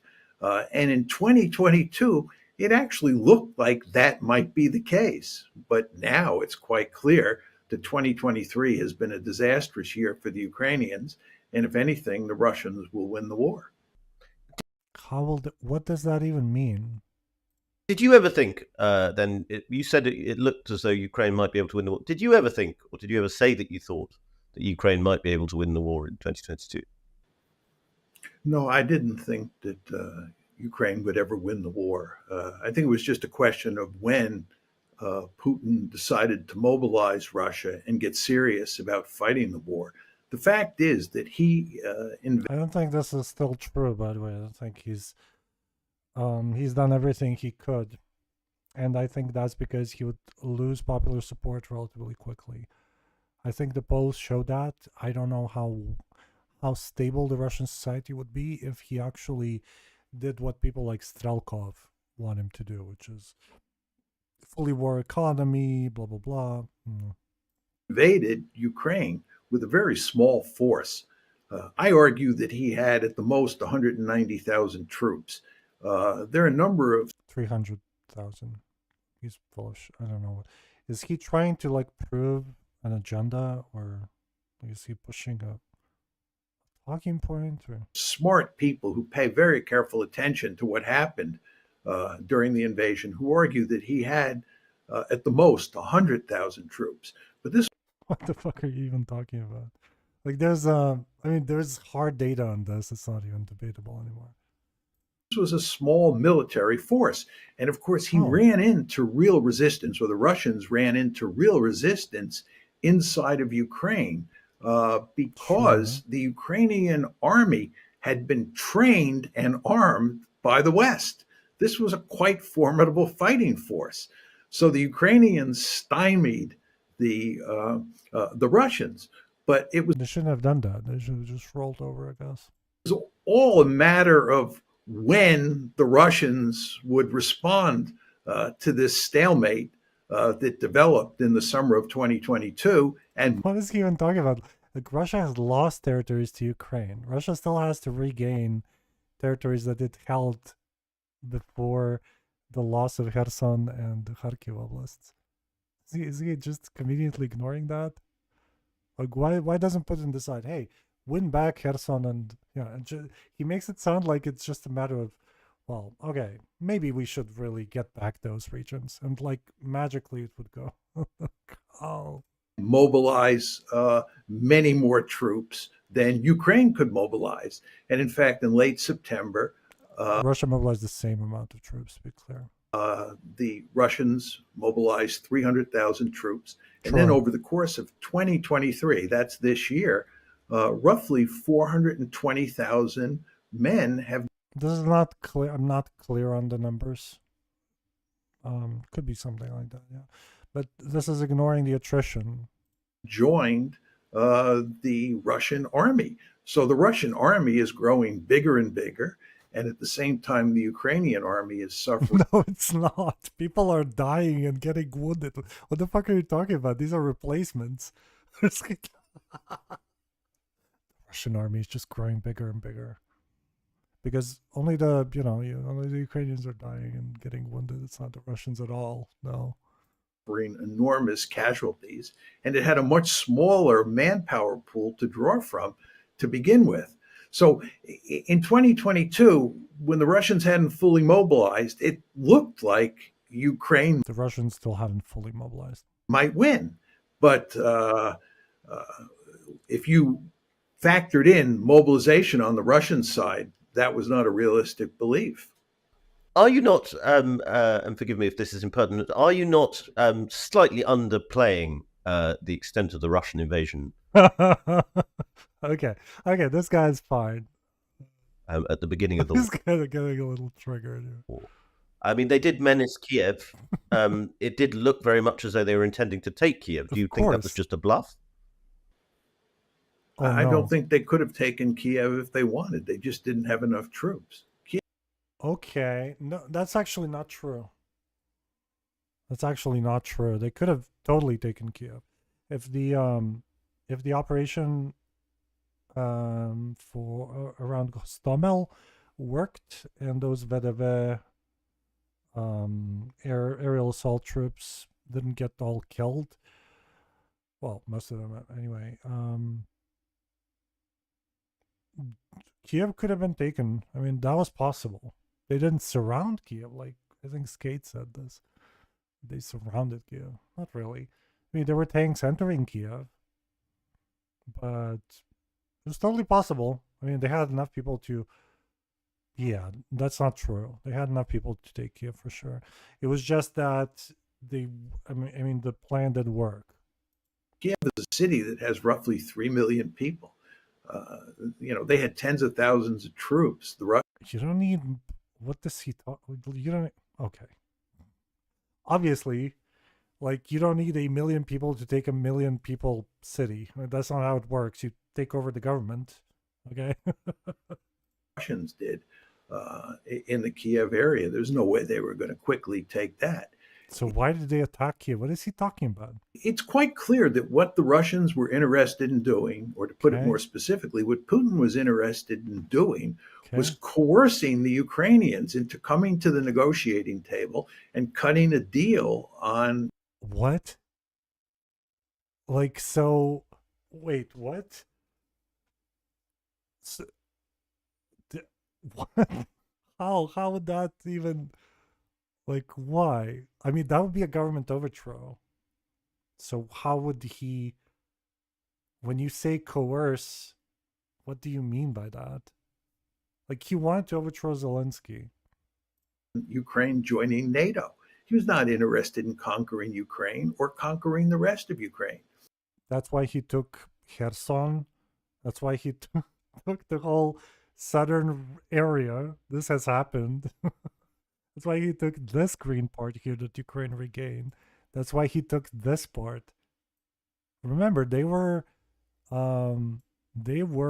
super close. I mean, they moved much more close to Kiev. They were, I think they could have stopped at Sumy, probably. But they were, I mean, very, very deep within Ukraine, with a column of vehicles. So, I don't know. As I like to say, it's the conventional Has such an arrogant, smirky smile. He does, yeah. Wisdom in the West that Putin was bent on conquering all of Ukraine and making. No, I don't think anybody is claiming that. I see no evidence of Putin wanting to conquer, quote unquote, Ukraine in full. I think what Putin wanted to do is basically occupy this eastern part of Ukraine. Is Kiev right here. You can see the rivers dividing Ukraine really nicely. So what I think he wanted to do is take this eastern part of Ukraine and then, well, also the land bridge for Crimea, annex these, obviously. That's what he wanted to do, I think, all the time. And stop there. So maybe this would be a government of some sort. But and maybe he wouldn't annex these areas if that government was super friendly, like something like Belarus, but definitely control this area here. And then the West Ukraine, I don't know. Probably not, because the people would be super, I mean, people really don't like the Russians in West Ukraine. So I don't think anybody is claiming that Putin wanted to completely control, completely occupy Ukraine. He wanted to completely control Ukraine, probably. But the West Ukraine would just not be practical for him to do. I don't know. Maybe he had a plan for that too, but I don't think so. Making it part of a greater Russia. There is no way that he could have done this with 190,000 troops if he was interested in doing that. Again, as I often point out, when the Germans invaded Poland on September 1st, 1939, they went in with, more than 1 million troops. He would have needed an army that was far bigger than the one that went into Ukraine in February 2022. Yeah, of course. But, I mean, if your goal is to overthrow the government at Kiev, put your own guy in place, which we know the names of those people. And if your goal is to occupy these territories that he did occupy, then you're fine with the number of troops he had. If he was bent on conquering the country and incorporating, especially if you believe that the Ukrainians will roll over and die, which is what he believed, incorporating it into Russia, and he was not. Well, let's move on to another controversial subject that you've written about this year, and that is the war in Gaza. And on your Substack, you have a very... let me guess, this guy is... Fuck, I don't know. No, he sounds like a lefty, so this guy will be super against Israel. Maybe he will deny Hamas killing civilians. I'm guessing that's where we're going, right? Powerfully written. So absolutely skate vibes, okay. A piece called Death and Destruction in Gaza, okay. Which says you want to be on the right... It's going to be genocide, it's going to be apartheid, it's going to be all the good things. ...side of history, okay. Because you believe Israel is purposefully massacring a huge number of civilians. Purposefully massacring, okay. And you think, essentially, it's an attempted genocide. Okay. Almost. That's quite strong language, is it not? I love the Britishness of the question. That's quite strong language there, is it not? I want to be clear. I did not say it's an attempt to genocide. In fact, I've said publicly on a number of occasions, I do not believe that the Israelis are pursuing a genocide here. He's not completely insane. A very prominent Israeli-born scholar of the Holocaust has said that he believes the Israelis have genocidal intent. And he makes it clear he's not arguing. I mean, how would you even... that they're executing a genocide. I do believe that what the Israelis... You hate this guy. are doing in terms of murdering huge numbers of innocent civilians in Palestine or in Gaza, Palestinians in Gaza, is a war crime. I think there's no question about that. And that's what I was criticizing the Israelis for. But I was not criticizing them for genocide. No, you're quite right. Forgive me for that. I've misquoted you. But I mean, one thing you do point to a lot in your piece is the very violent statements of senior Israeli commanders, and they are quite shocking, some of them. But I mean, I suppose the point is they have just had a terrorist attack, and if you look back at 9/11, quite senior Americans said some pretty shocking things in the days after that. Are we not reading too much into emotional words? I think if you look at the language, the Israeli elite... I wonder why he doesn't push them. I wonder why he doesn't push him into,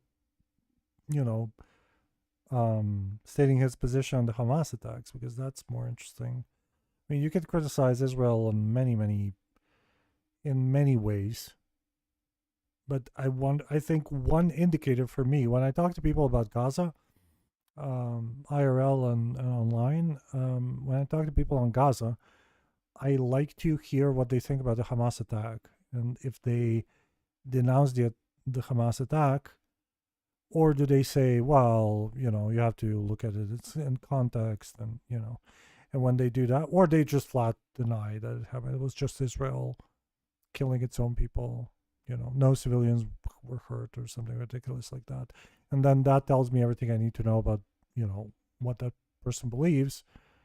And then is it useful to talk to that person? I don't know. Yeah, I would like to hear what he thinks about that. Then, okay, what do you think about the violent statement of the Israeli commanders? Okay, elite is using violence is bad, whatever. We're not talking about a few extremists in the population. We're talking about people in the cabinet. We're talking about active duty generals, retired generals. If you look at the language that they're using to describe the Palestinians and to say... To describe Hamas mostly, come on. Or describe what they want to do in Gaza, it's truly shocking. And this language is what leads Omer Bartov, who is the Holocaust scholar I was talking about a minute ago, to say that it looks like there is genocidal intent on the part of the Israelis.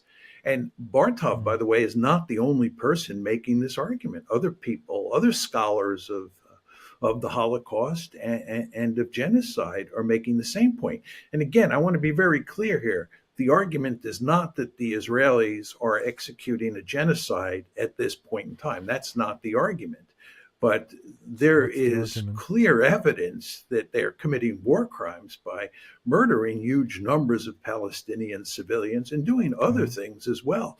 But am I confused? He's saying there's genocidal intent. That implies what they're doing is genocide by definition, or am I just confused? How do you have genocidal intent and not do genocide if you're actually in the process of killing Palestinians? That would qualify that as what?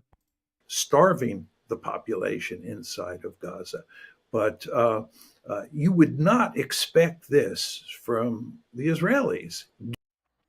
Almost sound like Pierce. What do you think about the Hamas attack? Oh, he also likes the That's a very good question. If Pierce Morgan is doing that, that's absolutely correct. Yeah. Oh, I remember the cringe interview he had with the British dude, with that British socialist dude. What's his name? Where he didn't want to denounce that was so cringe. It's the easiest thing in the world. You have fucking terrorists attacking super peaceful not even IDF, like not even military, like actually actual socialist Jews in those kibbutzes, and you just need to say, well, I think that's really bad. Instead, you're saying, well, we have to understand the context of the situation. What fucking context do you need to understand to denounce killing civilians? What the fuck? Like, feel free to denounce Israel killing civilians, that's fine. But if you start with weaseling out of denouncing Hamas for what they did, fuck. And not only Hamas, Hamas is kind of a red herring in this whole situation, because in the West Bank you have very much the same sentiment. It's not Hamas, it's something else. Hamas, by the way, is super popular in the West Bank too. So if they had elections, Hamas would probably win. But of course they don't, because Mahmoud Abbas wants to make sure that there are no elections because he would lose. So, I don't know. And he's a Holocaust denier. It's super shitty. Okay. Mersheimer wants to blame Israel for genocide without actually stating it, having to explain himself. Yeah, he sounds like he's just weaseling out of the argument. Given the Holocaust, given the horrors that were inflicted on Jews in Europe between 1939 and 1945, you would not expect Israeli leaders to be talking about the Palestinians in this way and talking about doing to Gaza what some of the leaders are talking about doing. I suppose an obvious question is, what else do you expect Israel to do about Hamas? Because they've had a huge security failure. Okay. And Hamas is an intractable problem for Israel, and I think neighboring Arab states acknowledge that Hamas is a violent cult. It is a terrorist organization. Okay. It is hell bent on killing as many Israelis and Jews as possible. Okay. How do we expect Israel to the journalist is, by the way, the journalist is fine. Deal with that problem? Okay. Well, there's no question that Israel has the right to retaliate against Hamas. It's completely understandable that the Israelis are bent on eliminating Hamas in Gaza. One can understand that.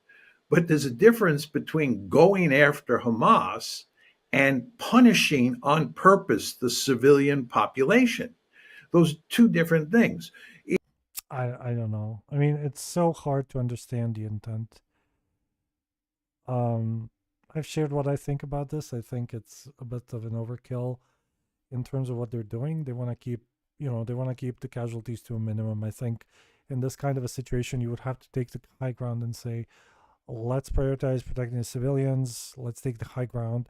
Even after what Hamas did to us, killed our civilians, killed kids, babies, raped women, blah, blah.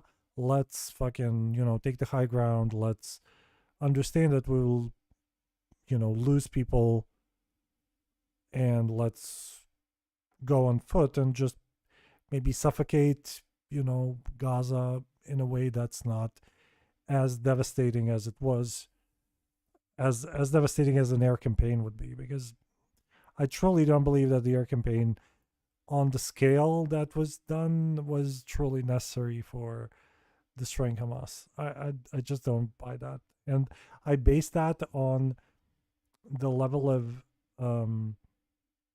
I base that on Ukraine and the way that the war in Ukraine works.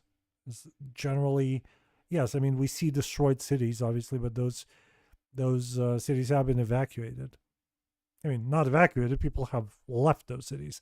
So in Ukraine, we don't really have a situation where you would have a population that's unwilling to leave en masse, and then the Russians destroying the city completely. We don't really see that anywhere. We see Russian attacks on civilian infrastructure. Those are a little different because, they're few and far between. So, yeah, I just don't know. And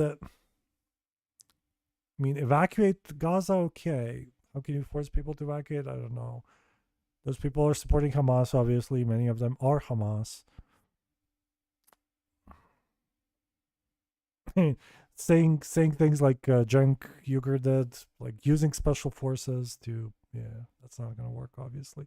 I'm not saying using special forces. I'm saying using IDF in full force to slowly to surround Gaza, to, you know, to flood the tunnels if you have to. Like with the tunnels, do whatever the fuck you want to do, because you can totally flood the tunnels. You can totally fucking fill them with poison gas or whatever. Well, you can't because they're hostages, right? But well, if you have confirmed that the tunnel is, you know, that the hostages are not there, I guess you could do that. It's really hard, and the hostages make it even harder. But I think you do. I think you do have options that don't include what they're doing, and the thousands of people dying. It's really tough. If you go after Hamas, if you're the Israelis and you go. Is there any news on the question, what is the end goal for Israel's war in Gaza? Well, I think the last thing I heard them say clearly is that they want to have complete control over the borders. That's what Netanyahu said recently. Have complete control over the borders, implying, I think, complete control over Gaza. I think that's the goal. So basically have, you know, completely militarily control, probably with significant police presence, control Gaza. And then what would happen after that, I have no idea. I don't know. I don't even know if they know. Go after Hamas. But basically, the goal is to make Gaza not a threat anymore, so that you're not able to, you know, use those tunnels, to launch missiles from those tunnels, to use it as a logistics base for attacks on Israel and so on. There is going to be a significant amount of collateral damage, which is to say a lot of civilians are going to be killed. That's inevitable. And it's in large part because Hamas is woven into the civilian population. Sure. But the Israelis are not simply going after Hamas. What the Israelis are doing is they are purposely killing huge numbers of civilians. And the evidence for this is overwhelming. And the evidence comes from inside Israel itself. If you look at the statements that Israeli leaders are making, and if you look at the assessments of the bombing campaign that are coming from inside Israel and are well done assessments, it's quite clear that this is a classic punishment campaign where the aim is to kill large numbers of civilians. I wouldn't go as far as that. I'm sure there are people in Israel who would feel like that, and I do get some revenge vibes on the whole operation, like I said, but I don't know if I would go as far as maybe not giving a shit about civilians would be the correct way to frame things. Like, you know, they're going for Hamas, but they really don't give a shit about the collateral damage. I don't know if that's even true. I mean, I think they're trying, I mean, it could be competence as well. Like the fact that they're not able to limit the you know, the collateral damage. And also maybe they don't burn with desire to limit collateral damage, you know, because fuck them. Maybe it's a combination of both, but I don't think they crossed the line. I don't think they crossed the line between, I saw interviews with IDF commanders and IDF soldiers, and they can't all be set up or whatever. I you know, there must be people who really hate the Palestinians and who just want to kill Palestinians. The amount of firepower that Israel has done and the amount of collateral damage that has happened in the process is, you know, I mean, if they wanted to kill civilians, why not go all the way and kill civilians? That's the part I don't understand. Like, it's, you know, if they wanted to really if they wanted to kill civilians really quickly, they would be able to do that. So the amount of civilians killed, the proportion of the civilians killed with the number of bombs being used is relatively low still, even though, you know, the U.S. obviously did a better job, I think, in Iraq and Afghanistan. Which is why I don't buy I mean, Israel could glass the whole area relatively easily, and I mean, using conventional weapons. And I mean, does that mean that if that was their goal, why not just do that? And I believe, and there is a good amount of evidence to support this, that what the Israelis are interested in doing in the end is ethnically cleansing Gaza. I believe the Israelis would like to ethnically cleanse Gaza, and they would. Okay, I mean, that's possible. It's possible there are people who want that. It's possible Netanyahu wants that. I wouldn't put it past him.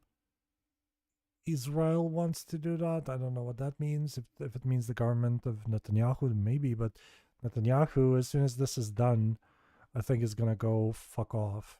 And then somebody else is going to come in his place. And I don't think anybody else, is going to want the same, is going to want to like openly ethnically cleanse Gaza. I'm not sure. Would like to ethnically cleanse the West Bank. They'd like to get rid of the Palestinians from those. I mean, it would be much easier for them if the Palestinians would go away. But yeah, those two areas. Very important to understand, Freddie, that if you look at Greater Israel, which includes Gaza, the West Bank, and what is generally this is such a meme. Okay, if Egypt tomorrow said, "Hey, we want to annex Gaza," okay, we want to establish Egyptian control over Gaza. We want to make it part of Israel, part of Egypt, maybe even. Okay, Israel would say, "Abso-fucking-lutely, please do." Okay, because we don't have a problem with our border with Egypt. Okay, we have a problem with Gaza, so please do that, and then you are responsible for those people not shooting missiles at us, because if they shoot missiles at us, we're gonna fuck you up. We're gonna fuck Israel. We're gonna fuck Egypt up. Okay, and as long as you're accountable for that, and as long as you keep them under control, and you fucking take their fucking missile launchers away or whatever, we're fine with you. That's absolutely true. Like, ask anybody. And this Greater Israel meme, I mean, I'm sure there are religious people who want this for religious reasons, but yeah, I mean, politically, Israel would love somebody else to take control over over Gaza. Referred to as Green Line Israel before 1967. In those three areas that comprise Greater Israel, there are approximately 7.3 million Jews and 7.3 million Palestinians. For Israel, this is an intolerable situation. You certainly can't have a democracy when you have those kind of numbers, because Israel will soon cease to be a Jewish state. Sure. So what the Israelis would like to do, or many Israelis would like to do, certainly many Israelis in the present government, is they'd like to ethnically cleanse Gaza. Well, I mean, it's possible. I don't know, but I mean, it's possible. Yeah, the ruling party probably has really hardline views, and yeah, I mean, letting that many Arabs into Israel, tomorrow you're gonna have an Arab, defense minister or whatever, and then you're gonna not have Israel pretty soon. And they'd like to ethnically cleanse the West Bank. And there's all sorts of evidence to support this. I mean, I wonder what the evidence would be, but... So how do you achieve that end? One way to do it is inflict massive punishment on the civilian population, to directly go after the civilian population. And why not just kill them all then? I mean, I don't understand why this complicated... Why have this complicated campaign? Why have this complicated operation? Waste so many bombs. You could just fucking kill them. Like, what's the logic behind it? I don't understand. That's what the Israelis are doing. That's not to deny that they're not also going after Hamas. But this is not a military operation that is specifically designed to get Hamas and nothing else. How is it not? I mean, even if you argue that maybe they shouldn't be bringing down those buildings, they're bringing down those buildings because there are tunnels and Hamas in the basements and so on. What is he? Is he saying they're bombing just for the sake of bombing? Like, wouldn't they bomb that hospital from the meme? Or the hospital that was bombed by the Islamic Jihad or whoever it was. That was allegedly bombed by Israel. It wasn't actually bombed by Israel. Wouldn't they have like bomb places like that? I don't understand. Joe Biden has been quite clear in his support of Israel, and America really. generally tends to be very supportive of Israel. Not really. I mean, Biden has been kind of talking from both sides. Of course, wrote a famous book, the Israel Lobby, with Stephen Walt, about the Israel Lobby. Okay. The pressure that Israel exerts on Washington to pursue policies that suit Israel. A lot of people called you anti-Semitic for that, and a lot of people will call you anti-Semitic for your arguments now. How do you respond to that? Do you think that's hysterical? I think, Freddie, these questions. You can define anti-Semitic any way you want. And what's happened here is we have reached a point where anybody who criticizes Israel in a serious way is described as an anti-Semite. Okay. I have a number of friends who are Jewish, who Some are of my very best friends are Jewish. and who Very are Jewish. anti-Zionists. They don't believe in the Zionist enterprise. Okay. They're basically internationalists at heart. Okay. According to Yeah, what could go wrong? Yes. I wonder why those weird Jews wanted to have a country of their own where they would be a majority. I wonder what happened, maybe in World War II or whatever, to make them think that would be a bad idea. Yeah, let's just be international. Like, what the fuck? What could go wrong? most Paradoxically, in the U.S., the Jews are really well protected, probably more protected than in Israel. So if you're being rational, maybe the Jews should just move to, to the United States. But still, I mean, you still have very large anti-Semitism in the U.S. People calling YouTube. Jews will not replace us, chanted on, protests. Obviously, people who support Trump, and the intersection of anti-Semites, I think, is very large. But you also have a very large anti-Semitic movement on the left, on the progressive wing of the Democratic Party. And then in the academia, it's really hard to be Jewish. I mean, fuck. At the universities, it's fucking crazy what's going on there. So I don't know. I mean, still, I would feel safer as a Jew, and I'm not Jewish, obviously, but I would feel safer as a Jew in the U.S. than in Israel. defenders of Israel, they are anti-Semites. I think it's ludicrous to call them anti-Semites. They're not anti-Semites. You can argue that they're misguided. And the Israel lobby, Hitler called it international financial Jewry. Exactly. No, I mean, what people are saying about the Jews nowadays in the U.S. and other countries, it's almost the same. Like they control the finances. They fucking like it's literally the same stuff. I don't see any difference.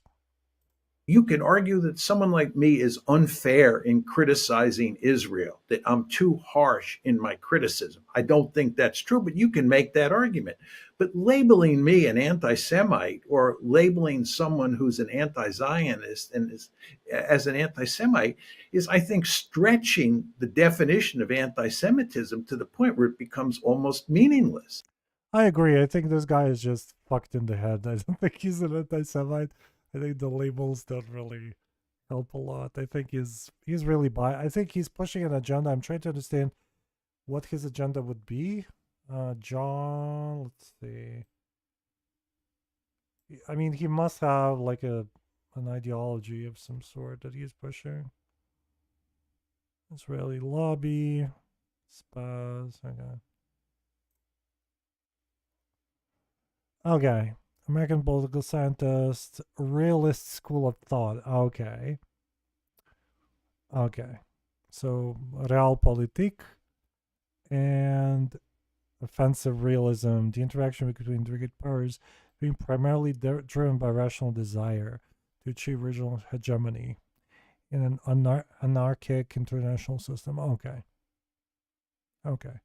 No, yeah. This is more clear to me now. By the way, this has some merit. There were times when I thought this is the only thing that's going on, but the thing is, it's not the only thing that's going on, because you also have politics.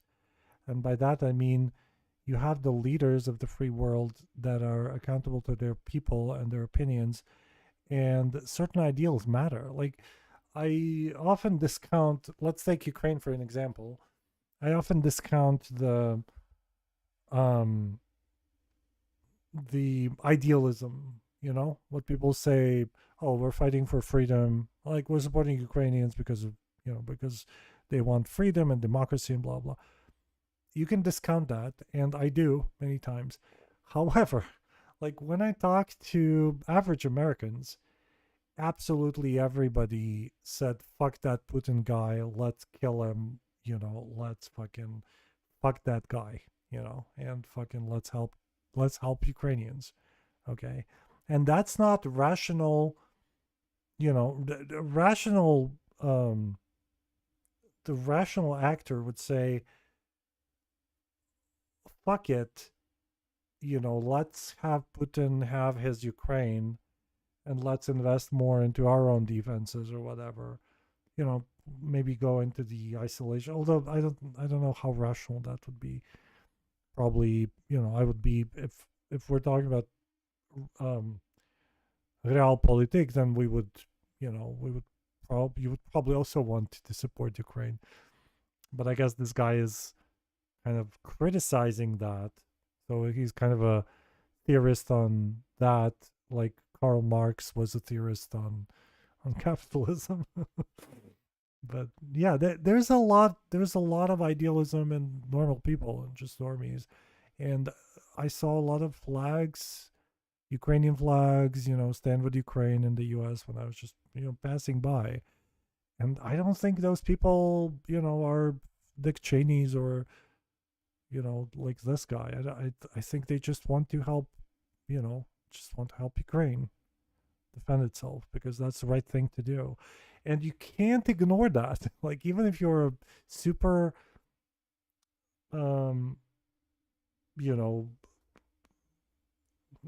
if you're like 100 years old and you don't fucking believe in anything anymore, you still can't ignore the power of people who would say, oh fuck, let's not fuck those people, let's help them, let's support them against Russia, fuck Russia. Because that's the sentiment, and you can't ignore that as a politician. And that's a very important thing that shapes the political world in a way that's not rational. I mean, that's not rational, that's just an emotion.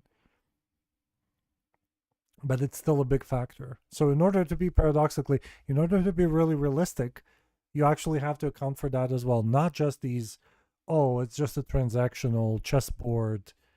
Not really, it's not. It's really messy.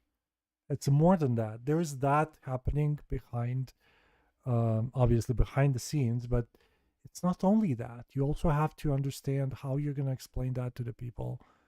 And to add to the mess, I think many politicians are ideological. Like, many politicians are super ideological and actually believe that it's the right thing to do to support Ukraine or whatever. So, yeah, I don't know if, if the whole kind of realpolitik is really what people think it is. I think it's way more than that. I mean, I do believe there is real anti-Semitism in the world, and I condemn it. I think it's absolutely horrible. I think what happened in Europe. I think Mearsheimer's agenda would typically be think he's probably, yeah. Yeah, he's not, like I said, I mean, he's basically not giving the West, I think, the usual position of these people is the West is completely corrupt. It's basically unsolvable.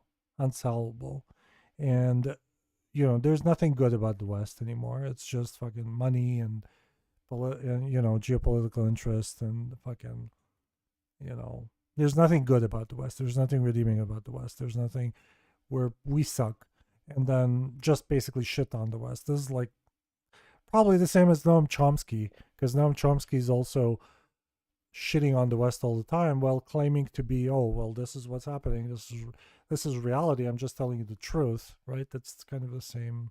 Yeah, you're probably right. Europe for centuries is disgraceful. So I'm all in favor of condemning anti-Semitism as long as it has some reasonable definition. But when anti-Semitism is stretched to the point where people like me are criticized as one of the world's for being one of the world's leading anti-Semites, I think we're making arguments that just don't make sense, or we're making charges that just don't make sense. Do you think that perhaps there is a bias among the United Nations, in the European Union perhaps, and certainly international aid agencies? There's a bias against Israel, Absolutely. And there's a tendency to push information, to push statistics that are then disputed. Do you think there's a weight of international opinion that goes against Israel? Absolutely. Or would you say actually it's the other way around? It all depends. If you're talking about the European Union, or you're talking about Europe, I mean, I think the Europeans basically back Israel to the hilt. I mean, if you look at the Germans and you look at Britain, I mean, there's no evidence that the British government or the British elites or the German government or the German elites are siding with the Palestinians against Israel. There's not a whole heck of a lot of difference between how most Europeans react to what's going on in Gaza. There's not much difference between that and what the Americans are doing, the way I see it. Once you get outside of Europe and the United States, to put it in slightly different terms, once you get outside of the West, there is no question that there is a huge amount of criticism of Israel for what it's doing to the Palestinians. Criticism as in Israel shouldn't exist, that's the way of like, I criticize you, so I think you should die. Palestinians. And, you talk about aid agencies. It's not so much the aid agencies, it's the human rights groups. You want to remember that Amnesty International, Human Rights Watch, and B'Tselem, which is the leading human rights group inside of Israel itself, those three organizations, which have stellar reputations from a human rights perspective, in my opinion, have all produced lengthy reports that describe Israel as an apartheid state and say that is a crime against humanity. And you can rest assured that when all the dust settles and these human rights organizations look at what the Israelis have done in Gaza, they will accuse the Israelis of war crimes, justifiably so. So, there is no question that there is this. The apartheid state, I think, doesn't fly really. I mean, I would be on. I mean, the word is useless. The label is useless. Yeah, I mean, that's a separate thing to explore, but I would argue against that. I don't know if they're. It's a very. Let's look at the example of an apartheid state, right? That would be obviously South Africa. The motivations and the mechanisms and the things that motivated those systems are incredibly different from Israel. Israel's apartheid is security motivated almost exclusively. If you're an Israeli citizen, you can do whatever. Doesn't matter. You can be an Arab, you can be whoever. And the way mostly these things go, mostly these things talk about, Israel treating the West Bank, for example, where you have areas where, Israeli citizens can go, blah, blah, blah. That's mostly security motivated. And if you wouldn't have violence, very likely you wouldn't have those security measures in place. So I think it's a rather weak argument to be saying that, yeah, okay, apartheid, whatever. Body of organizations and various countries around the world that are highly critical of Israel. And there are people in the West who are highly critical of Israel. And many of them, by the way, Freddie, are Jewish. It's very important to understand that this is not a case where all Jews are supporting what Israel is doing in Gaza. And in fact, some of the most significant resistance inside of the United States to what Israel is doing is coming from Jewish individuals and Jewish organizations like Jewish Voice for Peace and Not in My Name. So this is an actually quite complicated situation. Incredibly large organizations, yes. And it's not like it's all the world against Israel or everybody but the United States against Israel. It just doesn't look like that at all when you begin to sort of peel away the layers of the onion. It pretty much is. I mean, it's some countries in the West and Israel against the rest of the world, pretty much. Everybody else hates Jews. It's as it is, yeah. John Mearsheimer, it's always a pleasure talking to you. Thank you very much for coming on to Spectator TV, and thank you for all your appearances this year. I wish you a very happy Christmas, and I'm sure everyone will hope for a more peaceful New Year. Okay, well, Peter, I think it's most of the time it was just you and me, so I will have to do something about the visibility on YouTube, because we're fucked, clearly. Or we'll have to promote it some other way, but I don't know if Kick is going to be any better, or maybe Rumble, I'm not sure. But don't get me wrong, it was fun. Feels like Mearsheimer has been shitting for an hour in Israel without having said one word about Hamas. Which is true. Yeah. And he hasn't denounced Hamas, so he doesn't pass the test. So yeah, I think what we need in order to reboot the channel, to get the channel recommended more, is to create videos. So I'll see if I can do that somehow. Just record YouTube videos like a fucking YouTuber. And then the theory goes, the channel should start getting recommended again. Unfortunately, YouTube doesn't really do that for channels like us that are, you know, can be controversial, have, you know, basically if I was doing jokes or telling you how, you know, to fix your doors or whatever, we would get recommended immediately. But since we're talking about things like Ukraine, the war, politics, blah, blah, you know, it's not, they're gonna shadow ban us basically. So we'll see. Maybe that's not the best platform, who knows. It's unfortunate because I think, oh, thank you. I mean, I like doing this. I don't know if Vlad likes doing this, but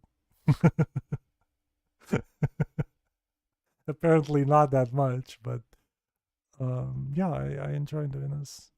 I don't know, maybe I'll start liking doing YouTube videos, but that needs way more time though. So, and I would have to do that instead of the streaming, which I hate.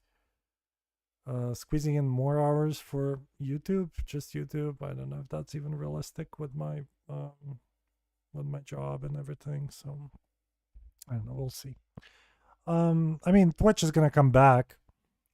The ban is for 30 days, so will probably just crawl. You know, until then, in terms of the views. But yeah, we'll explore some other things. Maybe Kick. Maybe Rumble, not sure. But thank you for watching anyway. And catch you later. Have a good evening.